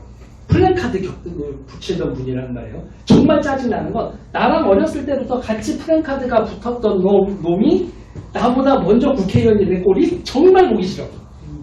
그러니까 그러니까 지금 자기 지역구에서 좌파가 어떻게 움직이고 있는 동태보다는 우파에서 누가 나를 도전하고 공천을 받으려고 하는 놈이 있는지가 훨씬 더 자기 나와바리에 침해가 됐다라고 생각을 하는 거예요. 그러니 좌파랑 싸우는, 기본적으로 좌파가 어떻게 움직이고 있다는 정보 수집도 안 한다니까? 그러니 싸움이 되겠어요? 그러면서 그냥 세상은 여전히 도련님과 아래 것들이라고 생각하고 공부 잘하는 엘리트와 공부 못하는, 그리고 저 공부 못하는 애들끼리 지들끼리 어떻게 되는 것은 난 상관할까 아니야라고 생각하시는 분들이 너무 많죠. 안타까운 현상이에요. 제가 여기서 조금 더 구현을 하면 우파분들 중에서, 우파가 여러분 세상을 어떻게 다 휘어잡을 수 있었냐면 동문회의 힘이에요. 동문회의 힘. 자, 동네에서 나 어느 학교 그 지역 명문 나왔어. 그러면요 그 동네에서 짱이야. 그리고 그 동문의 기수만 알면, 그러면 어디 가서 누가 뭐 하고 있고, 어디 가냐, 누가 판사하고 있고, 누가 뭐 어디서 국장하고 있고, 그 동문의 네트워크가 다 작동해. 근데 그게 깨졌어요. 일명 58년생 기준으로 뺑뺑이 세대가 되면서 지금 정치가 문제는 우파들이 맥을 못 쳐요. 뭐냐면 어디서 누가 뭐 하고 있는지에 대해서 정보가 끊겼어. 그래서 지금 고교 연합분들이 모이면 옛날에 얘기를 하면 내가 야 너하고 니네 고등학교에 몇 기가 어디가 있고 뭐 했었잖아가 옛날에는 현직이었는데 지금은 다 과거 얘기 돼버렸어. 그리고 지금 대한민국 우파 국민의힘도 인재를 구할 때 어떤 네트워크로 돼야 되는지 정보를 구할 일이 없어요. 지금 40대에서 누가 똑똑한지에 대해서 동문회 간다고 알 수 있는 게 아니거든. 그러니까 집안 따지고 학교 따지는 건 여전한데 알자가 없어진 거예요. 그러니까 우파는 뺑뺑이에 적응하지를 못했어요. 그러니까 뺑뺑이라는 것 자체가 여러분 뭐예요? 평등지향적이죠. 그거를 비집고 들어온 게 이 평등지향적인 걸 더 뿜을 시켜버린 게 좌파라고. 그래서 40, 50대에서 지금 맥을 못 주죠. 그러니까 이런 것도 있어요. 그러니까 지금 윤석열 대통령이 일할 사람을 찾는다. 집권을 했는데 박근혜 대통령 때 탄핵당하고 그때 그 탄핵당했던 분들, 이명박 대통령 때 청와대에 있었던 사람들, 박근혜 대통령 때 청와대에 있던 사람들 취직도 못하고 막 낭인처럼 막 헤맸어. 그런데 그런 사람들 이렇게 데리고 오는 거 말고 또 이제 젊은 사람들 신진을 데리고 올라고 하는데 어떤 네트워크가 있냐고요. 이준석 같은 젊은 2시, 4시 여의도 정치인들을 가지고 일을 할 수는 또 없는 거야. 그러니까 선거는 어떻게 비벼요? 청년 정치인들 가지고 선거 캠페인을 어떻게 비비는데 행정부를 장악을 하고 어쩌다 보면 우리 늙은들을 통제하려고 하는데 네트워크가 없다니까요? 부서져 버렸다니까요? 그러니까 선거만 이기는 조직이 돼버렸어요. 나라를 운영할 수 있는 능력의 근본적인 능력을 상실했으면 반성하라고 어떻게 빌드업을 해야 돼? 다시 만들어야 되겠다는 생각을 하잖아요? 근데 방법은 없어요. 그렇게 돼 있는 상태에서 할 수 있는 건요? 옛날이요. 이것밖에 안 되는 거죠. 이거를 극복하지 못하면 시간은 우파의 편이 아니에요. 국회를 없애야 돼요. 국회를 없애면 그거는 이제 자유민주주의가 끝나는 거죠. 질문이 있는데 네네. 제가 생각하기에는 기존에 있는 정치권에 대해서 뭘 바란다는 거는 좀 불가능한 일인 것 같고, 우리가 실질적으로 할 수 있는 건 사실은 이제 문재인 정부 이후에 우리들이 이렇게 우파들이 이게 단체 행동을 했다거나 집단 행동을 했던 경우는 없었잖아요. 그 이전에 탄핵 전에. 근데 그 이후에 지금도 우리가 이런 모임이 있는 것처럼 이렇게 곳곳에서 그냥 이게 자연 발생적으로 이게 의지에 의해서 이제 나라를 지켜야 되겠다는 그 애국심의 발로로 이렇게 했던 집단들이 이렇게 있는데, 아까 말씀하신 것처럼 실질적으로 좌파의 어떤 조직적이고 또 정치적인 세력에 대해서 단지 방어만 하는 것이 아니라 좀 더 공격적으로 그것들을 안티하기 위해서 우리가 그런 조직, 우리가 소소의 조그만 조직들을 어떻게 연합을 해서 그거를 갖다가 좀 세력화할 수 있는 특별한 방법이 있어야 될 것 같다고 저는 생각하는데, 그것을 누가 리더가 누가 될 것이냐, 아니면 그것을 그렇게 오가나이징 할 수 있는 능력, 해야 되는 필요성, 그 다음에 그것을 할 수 있는 능력, 이런 것들, 그리고 누가 그것을 그 헤게모니를 질 수 있을 만한 능력이 있는 사람이나 집단이 있을 것인가에 대한 그런 조직화에 대한 그런. 네. 이런 거 그게 있으니까. 정말 아이러니가 하나 발생을 해요. 저 같은 경우는요, 여의도 정치인들이 저를 경계할 이유가 없어요. 네. 왜냐하면 저는 국회의원을 하겠다는데, 국회의원을 하지 않겠다라고 하거든요. 그런데 제가 당돌한 얘기를 하죠. 그런데 당대표는 할 생각이 있어 그래요. 네.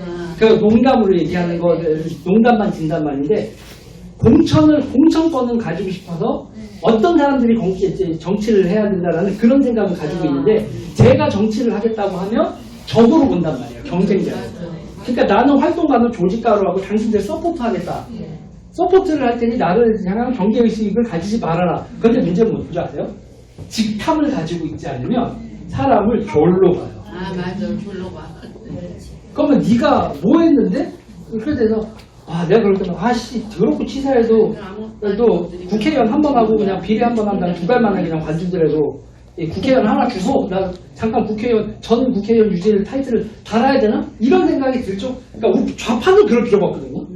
좌파는 시민사회 활동가 내지는 뭐 조직가, 뭐 사무총장 이런 직함을 다니고서도요 충분히 아젠다를 세팅해서 정책에다 푸시를 할 수 있어요. 기본 운임제 해라. 저게 지금 그 의제가 되고 있는 기본 운임제를 민주당 국회의원들이 생각한 게 아니라 밖에서 활동가들이 의제를 만들어서 푸시를 하잖아요. 공공의료가 됐든 뭐가 됐든. 그런데 그게 그렇게 밖에서 돼 있는 사람에 대한 그런 게 없어요. 그러면 이런 게 없으면 우파는 원래는 뭐를 해야 되냐면 우파적 성향에서 싱크탱크가 있어야 돼요. 그렇지. 미국에 무슨 연구소, 브룬키스 연구소가 됐든 뭐가 됐든 그런 연구기관들이 있어가지고 그런 데서 아젠다를 만들어서 푸시를 해야 되는데 그런 데가 대한민국에 만들 수 없는 게 아까 그런 것 만들기 위해서 기업이 돈 줄이면 좌파들이 몰려와서 그 기업가를 감옥에 넣어요. 그러니 그런 싱크탱크, 박사급 인재들 기타 등등이 모일 수도 없고 시민사회는 졸로 보고 박사급 인재들이 모여서 아젠다를 만드는 싱크탱크를 만들 수 있는 돈줄은 끊겨져 있고 시민들은 공중에 붕 떠 있고 방어적인 좌파가 뭐를 하면은 우리가 뭘 하겠다가 아니라 쟤들이 뭐를 하겠다는 걸 막으려고 가서 쟤들의 아젠다가 뭐가 틀렸다라고 얘기를 하지 우리가 먼저 아젠다를 세팅해서 이게 우파의 아젠다라고 하고 밀고 가는 정치인들 그런 정치 아젠다를 만들어서 밀고 가려면 그 정치에도 뭐가 있었어야 돼요? 싱크탱크가 있었어야 되죠. 그 의견 그룹이 있었어야 되잖아요. 그걸 유지하는 돈과 재원을 어떻게 확보를 하냐고요. 지금 정치자금이니까 지금 이 환경에서. 그래서 저는 그래요. 죽어라고 유튜브를 해야겠다는 생각을 해요. 제가 몇십억을 벌면 제가 만들 수 있을 거 아니에요. 근데 기업들을 만나거나 기업인들을 만나거나 그 기업인들은 여러분 어떻게 세요 지금 상황이? 쫄았죠. 탄핵당한 지 몇 년이나 됐다고. 이재용 회장이 감옥에서 나온 지 몇 년이나 됐다고. 지금 여러분 대기업 회장 중에서 이재용이만 그랬겠어요? 다 그랬지 뭐. 그런데 왜 이재용이 잡혀 들어갔어요? 본보기죠. 가장 센 놈도 잡아 들어갈 수 있다. 나머지 이재용을 보내면 나머지는 알아서 기죠. 알아서 기죠. 근데 지금 우리가 우파에서 기대하는 거는 정강훈 목사님이 하고 계시면 그 속에서 싱크탱크를 하나 만드시면 어떻겠어요? 정강훈 목사님한테 후원을 하는 거는 크게 제한을 안 받거든요. 그러니까 이게 종교단체니까 그렇죠. 예. 그래서 그 속에서 싱크탱크 하나 만들어주면 어떻게 되냐고. 그런데 문제는요. 제가 냉정하게 얘기할게요. 예. 대한민국의 식자객층 그리고 이제 나름 주류에 있다고 하는 사람들이 자기가 그런 사람들을 긁어 모을 수 있는 리더십이 정강훈 목사님한테 네. 없어요. 아 그래서 하나 우리가 네. 협조를 해서 합의해주면 어떻게 했느냐. 그거 시킬 사람, 예. 그럴 리더. 그게 정말 어려운 거죠. 그러니까 저한테도 이제 많은 분들이 얘기하는 게 그런 게 없는 거 저도 알아요. 예, 그러니까 그런 사람들하고 그렇기 때문에 하자는 거. 이렇게 얘기를 하면서 어떤 그런 사람들, 당신에게 내가 비전이, 그럼 그런 사람들도 자기 업인데, 인생을 걸고 경력 관리가 끊긴다는 게 문제예요. 그러니까 대한민국의 지금 우파의 가장 큰 문제는 우파 활동을 하는 게 이 사회에서 인정받는 경력으로 될 수 있는 기지가 다 박살났다는 거예요. 자, 보세요. 예를 아주 더 구체적으로 하면 전경련에서 1년에 8억인가요? 바른사회 시민연합 있었잖아요. 어떻게 됐어요? 박살을 냈어요. 좌파들이 박살냈어요. 정권 교체된 다음에 받은 사람이 그때 정경련에서 1년에 8억이나 줬었어요. 그런데 그렇게 다시 할 수 있겠어요? 정권이 바뀌었다고? 자, 이렇게 두들겨 맞은 기억이 아픈 거예요. 그리고 그 두들겨 맞은 거에서 자신감을 회복을 하고 다시 이게 조직을 한다는 게 조금 시간이 걸리죠. 근데 제가 지금 얘기하는 거 되게 암울하게 들리실 수 있지만 그냥 있는 그대로 보고 인문 그대로 보고 여기서 우리가 돌파구를 어떻게든지 찾아가야 된다는 거예요. 지금부터 만들어 나가야죠. 네, 그래서 저 같은 경우는 젊은 친구들 있죠. 네. 젊은 친구들하고 이런 친구들을 어떻게 대비를 시킬까. 그리고 학인들을 그래서 제가 그래요.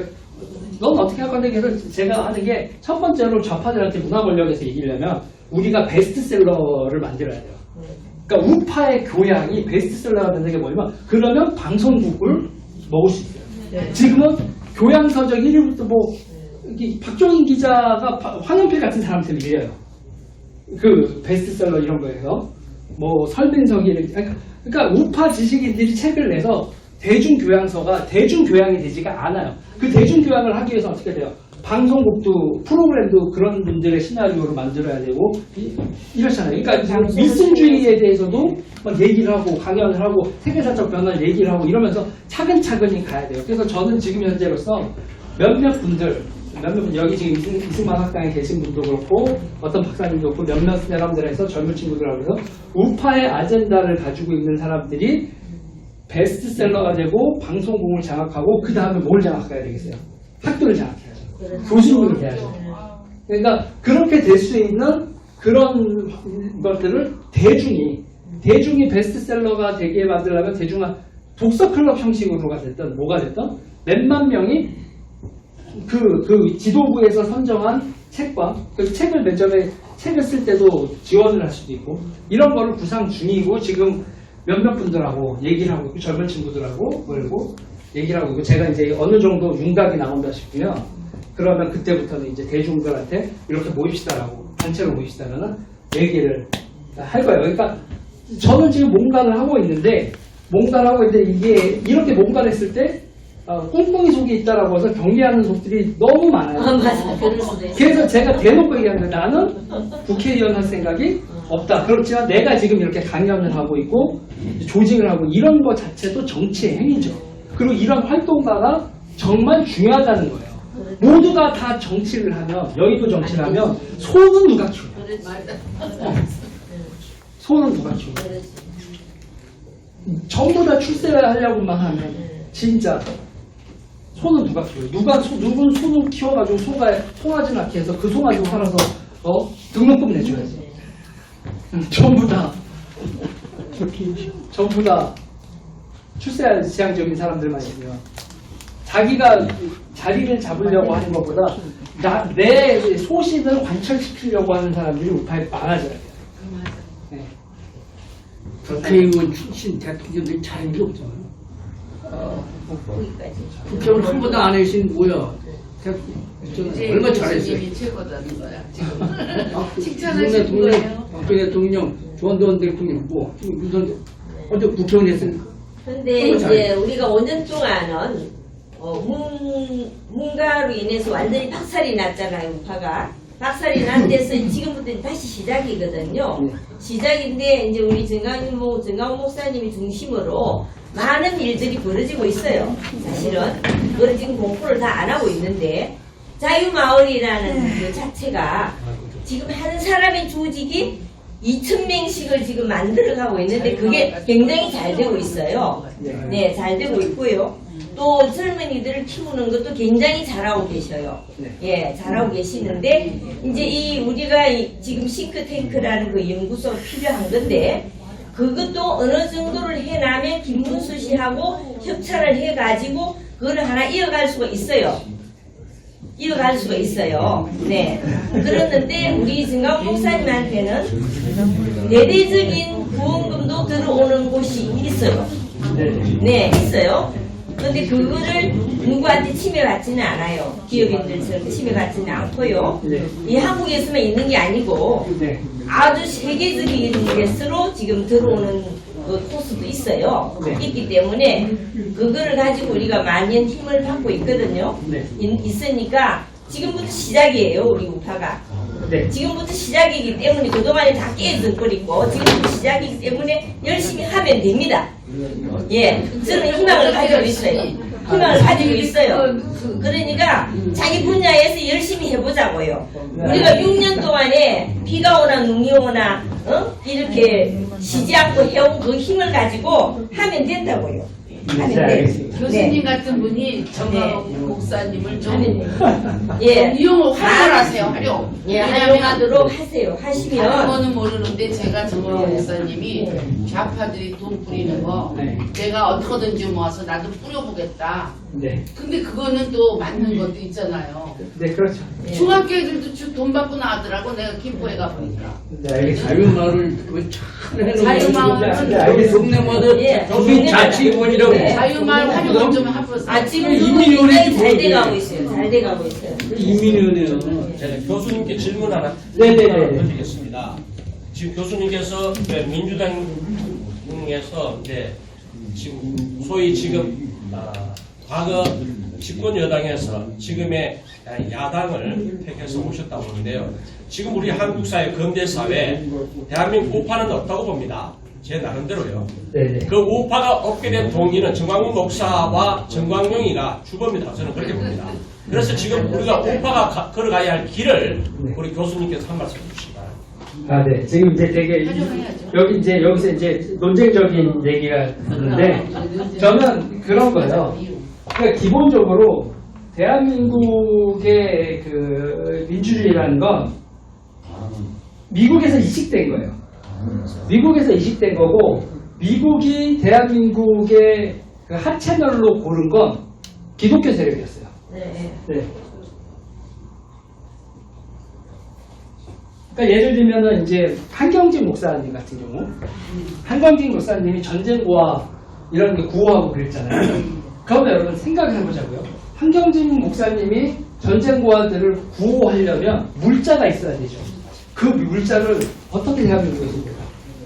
미국 사람들이 도와줘야 그 물자를 들고 산골 마을에 고입돼 있던 사람들한테 식량 들고 헬리콥터 타고 이런 일이 벌어지려면 미국의 도움 없이는 안 되죠. 그럼 미국은 한경직 목사님을 그 파트너로 삼게 되는 거죠. 그리고 그게 그렇게 되는 거에서 포교 목적의 미국의 조직들 그리고 기본적으로 여러분 가장 큰 문제가 뭐냐면 영어 할 줄 아는 사람들이 거의 다 기독교 신자들이었죠. 그래서 대한민국의 자유민주주의가 이식이 되는 과정에서 기독교가 역할이 컸고 그리고 지금 현재도 최후의 보루로 항상 이 우파가 다 무너져도 기독교가 맨 마지막까지 버티고 있는 게 지금의 현상이에요. 문제는 기독교는 여러분 이 자유민주주의의 가장 기본이 뭐죠? 정교 분리예요. 정교 분리예요. 기독교 세력이 우파의 중심이 되면 우파는 고립돼요. 정치 세력으로서가 아니라 그렇기 때문에 있잖아요.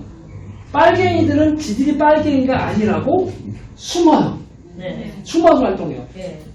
그러니까 우리가 그 세속주의 정치를 하려고 하는 자유민주주의에서는 그러니까 기독교 세력 같은 경우에 기독교 세력인 걸 너무 앞세워서 그게 정체가 노출된 상태에서 정치운동을 하면 이 권력을 잡거나 헤게모니를 잡는데 바람직하지 않는 거예요. 그러니까 너무 솔직한 것도 안 좋은 거예요. 나 기독교 세력이라다가 아니라 나 자유민주주의 세력이야. 그러면서 우리 뒤에 그 기독교 세력이 있는 건 알 사람만 알게.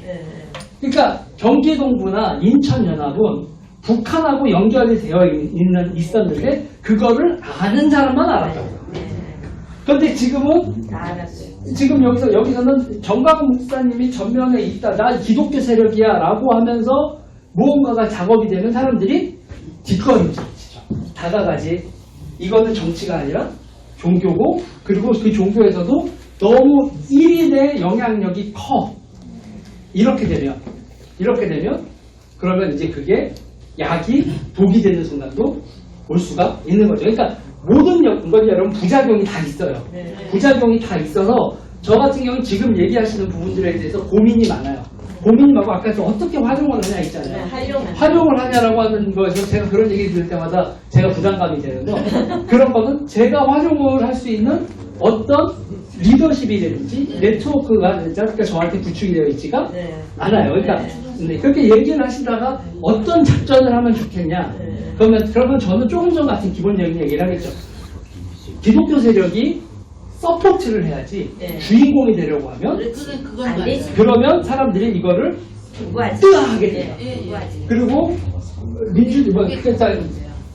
그게 이제 어느 순간부터 쥐고 흔들려고 한다라는 게 보이는 순간 이거는 기독교 세력이 우파를 최후의 보루이지만 우파의 확장성을 망가뜨리고 그리고 어느 순간 가면 이게 정치인지 종교인지 헷갈리게 만들 수도 있다. 그래서 이제 그런 부분에 있어서 이제 우파를 망가뜨렸다 이런 비판도 나올 수가 있는 거예요. 그러니까 여러분, 그러니까 종교 세력이 정치적으로 영향력을 할 때는 철저하게 어떻게 해야 된다?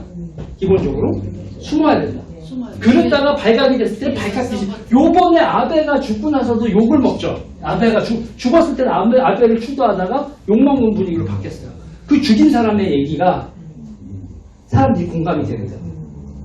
엄마가 통일교에 미쳐서 자기도 돌보지 않고 재산을 탕진했는데 아베가 통일교에 후원을 받고 정치활동을 했다. 그래서 나는 이제 그걸 죽여버리고 싶었다. 하는 게 그러면서 통일교 게이트가 통일교에 돈 받고 영향력 행사했었던 일본 정치인들이 쭉쭉쭉 나오면서 아베도 대똥칠이 됐단 말이에요.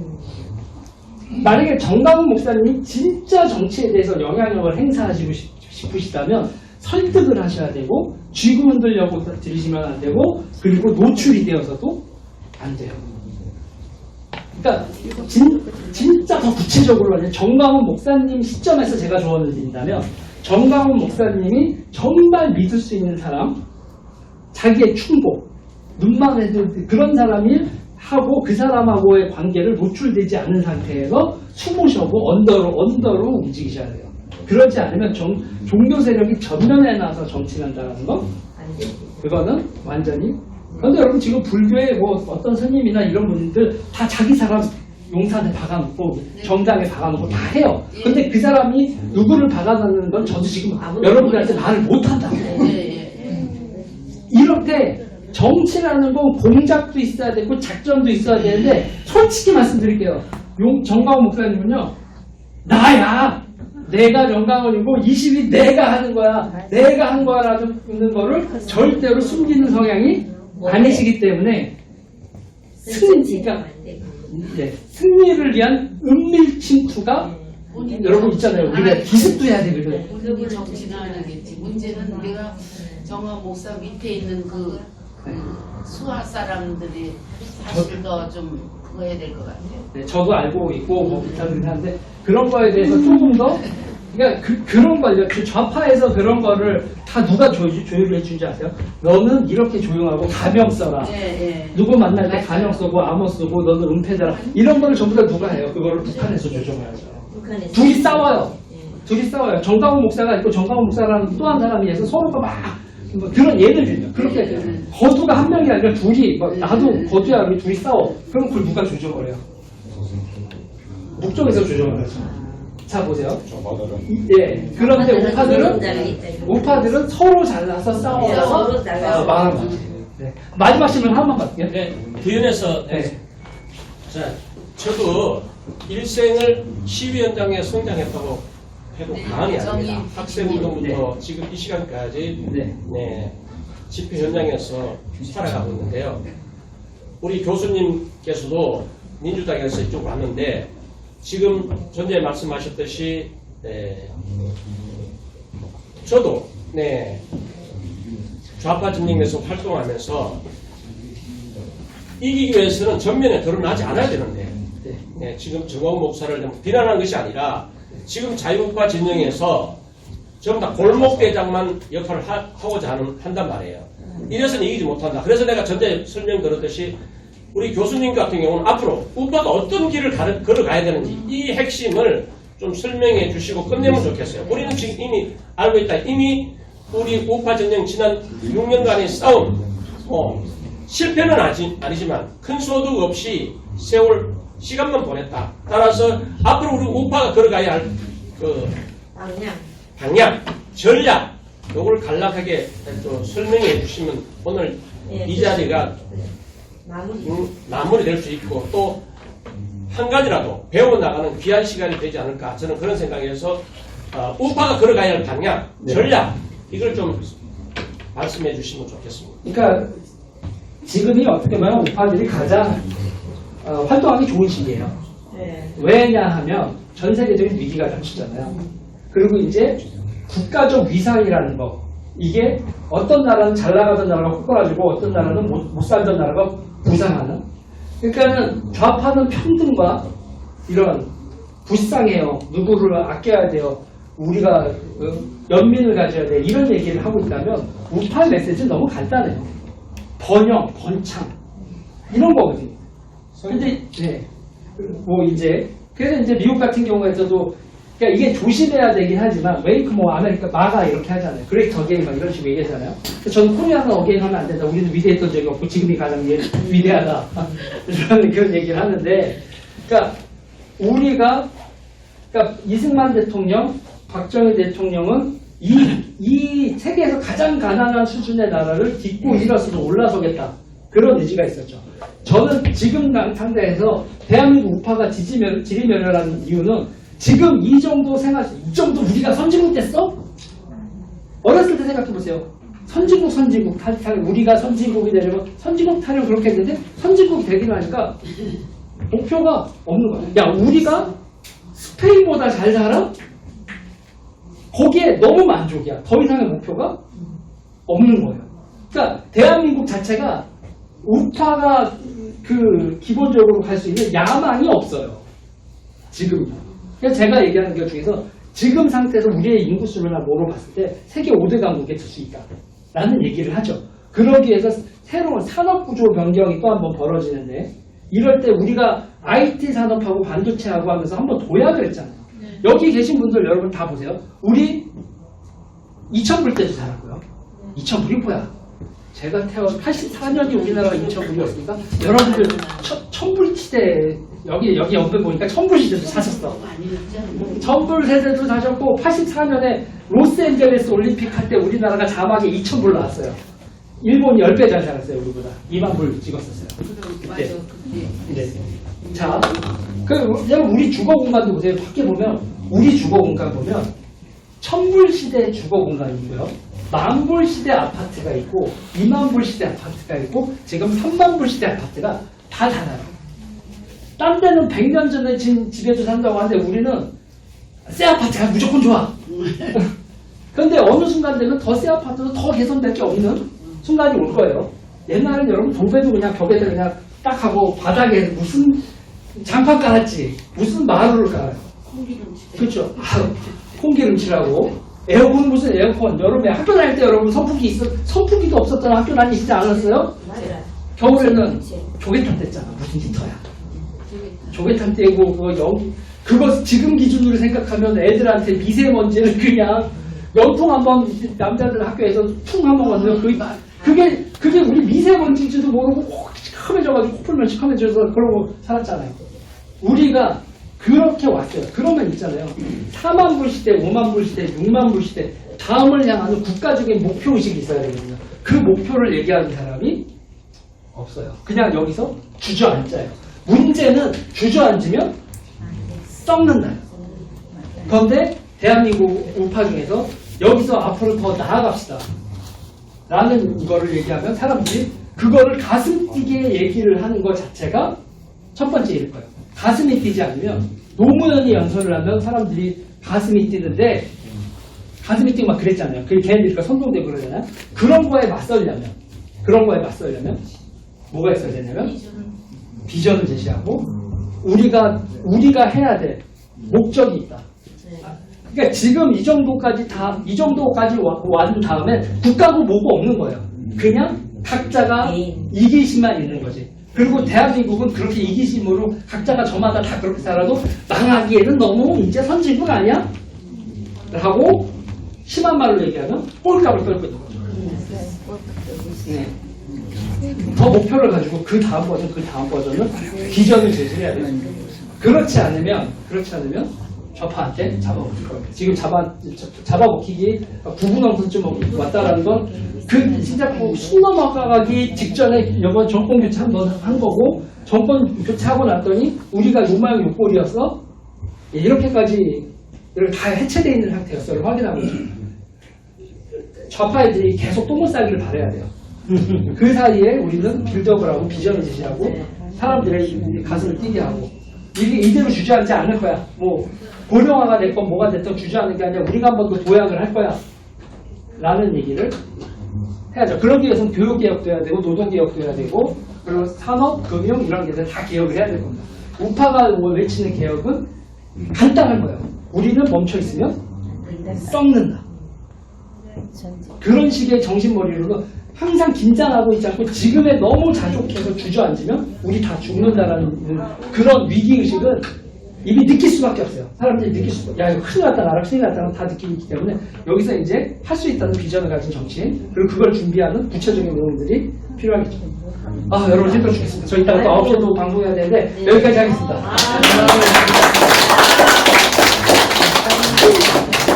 네, 우리 유 대표님이 갖고 계신 콘텐츠에 1000분의 1, 10,000분의 1도 안 나왔는데, 우리 유 대표님 그 채널 이름이 UJE TV입니다. 그냥 유재희만 검색하시면 돼요. TV도 안 붙였어요? UJE, TV도 빠지네, UJE.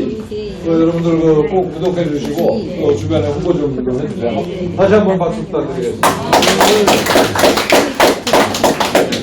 감사합니다. 잠깐 앉으셔도 되고, 잠깐 앉으세요. 광고 좀 하겠습니다. 오늘 이제 만찬이 기다리고 있는데, 오시다 보면은 지금 내려가다 보면은 온 길로, 올라온 길로 내려가시다 보면은 오른쪽에 대나무 집이라고 있어요. 거기 이제 저희가 예약을 해놨는데, 오늘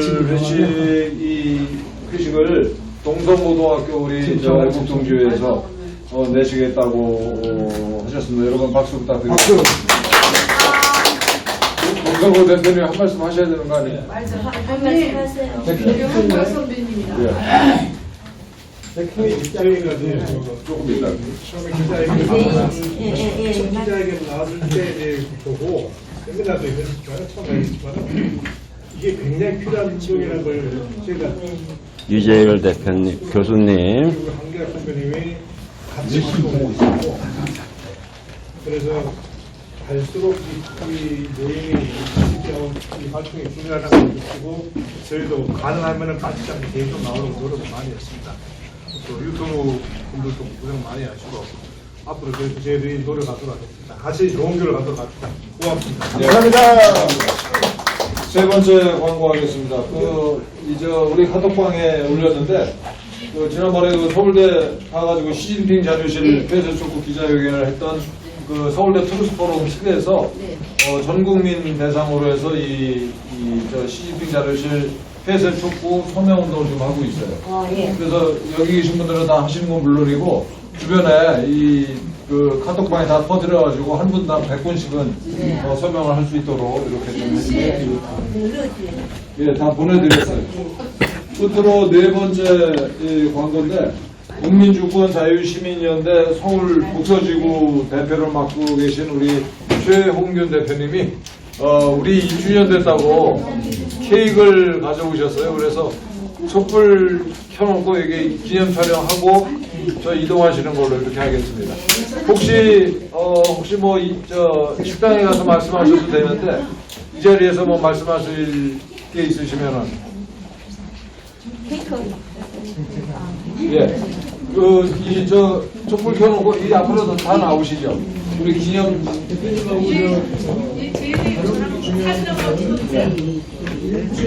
저는 이제 창립 멤버들 몇 분만 선택하시고 나머지 전체 멤버 두 번째 여기 일준 우리 다 같이 시작했는데. 그러니까 그러면 대표성을 가지신 몇 분만 먼저 카트하고 풀 켜고 그러세요. 몇 분 서가지고 하세요. 아니, 그러지 말고 그냥 다. 담배를 안 펴서 내가 이걸 잘 네, 이제 다 봤는데 나오시죠. 우리 요 앞에 줄에 우리 앞으로 조금 자, 빼야 나오세요. 되겠는데. 수진. 기념 수연 촬영. 빨리 기념 촬영. 네, 여기 앞에 우리 여성분들 서 주시고, 오세요. 그 남자들 이게 뒤에 서시고. 빨리 오세요. 어서 나오세요. 노윤이 어디 갔어? 자, 기념 촬영. 노윤이 어디 와, 갔어? 네, 여성들 앞에 빨리 와. 서 자, 주세요. 노윤이 나중에 사진 찍어. 그 남자분들은 뒤로 일단 오신 다음에. 연희야.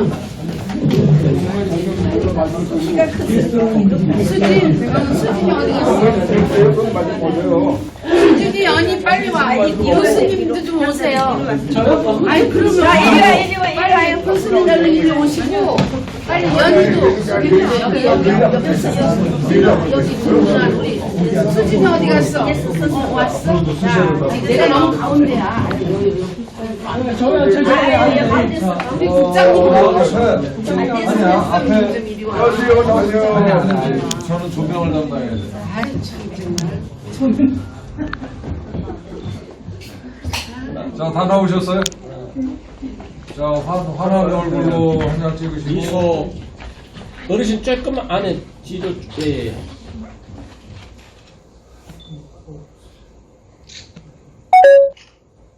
자, 오른손 들고 한 장 찍을까요? 공실부 파이팅! 공실부 파이팅! 천멸중공.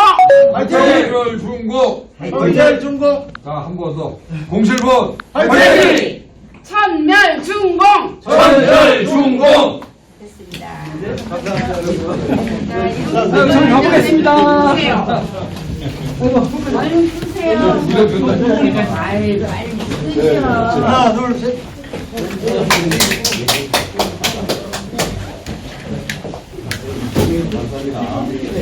아니 치우. 아니 계속 홍준님 일단 방송 여기서 마치겠습니다. 감사합니다.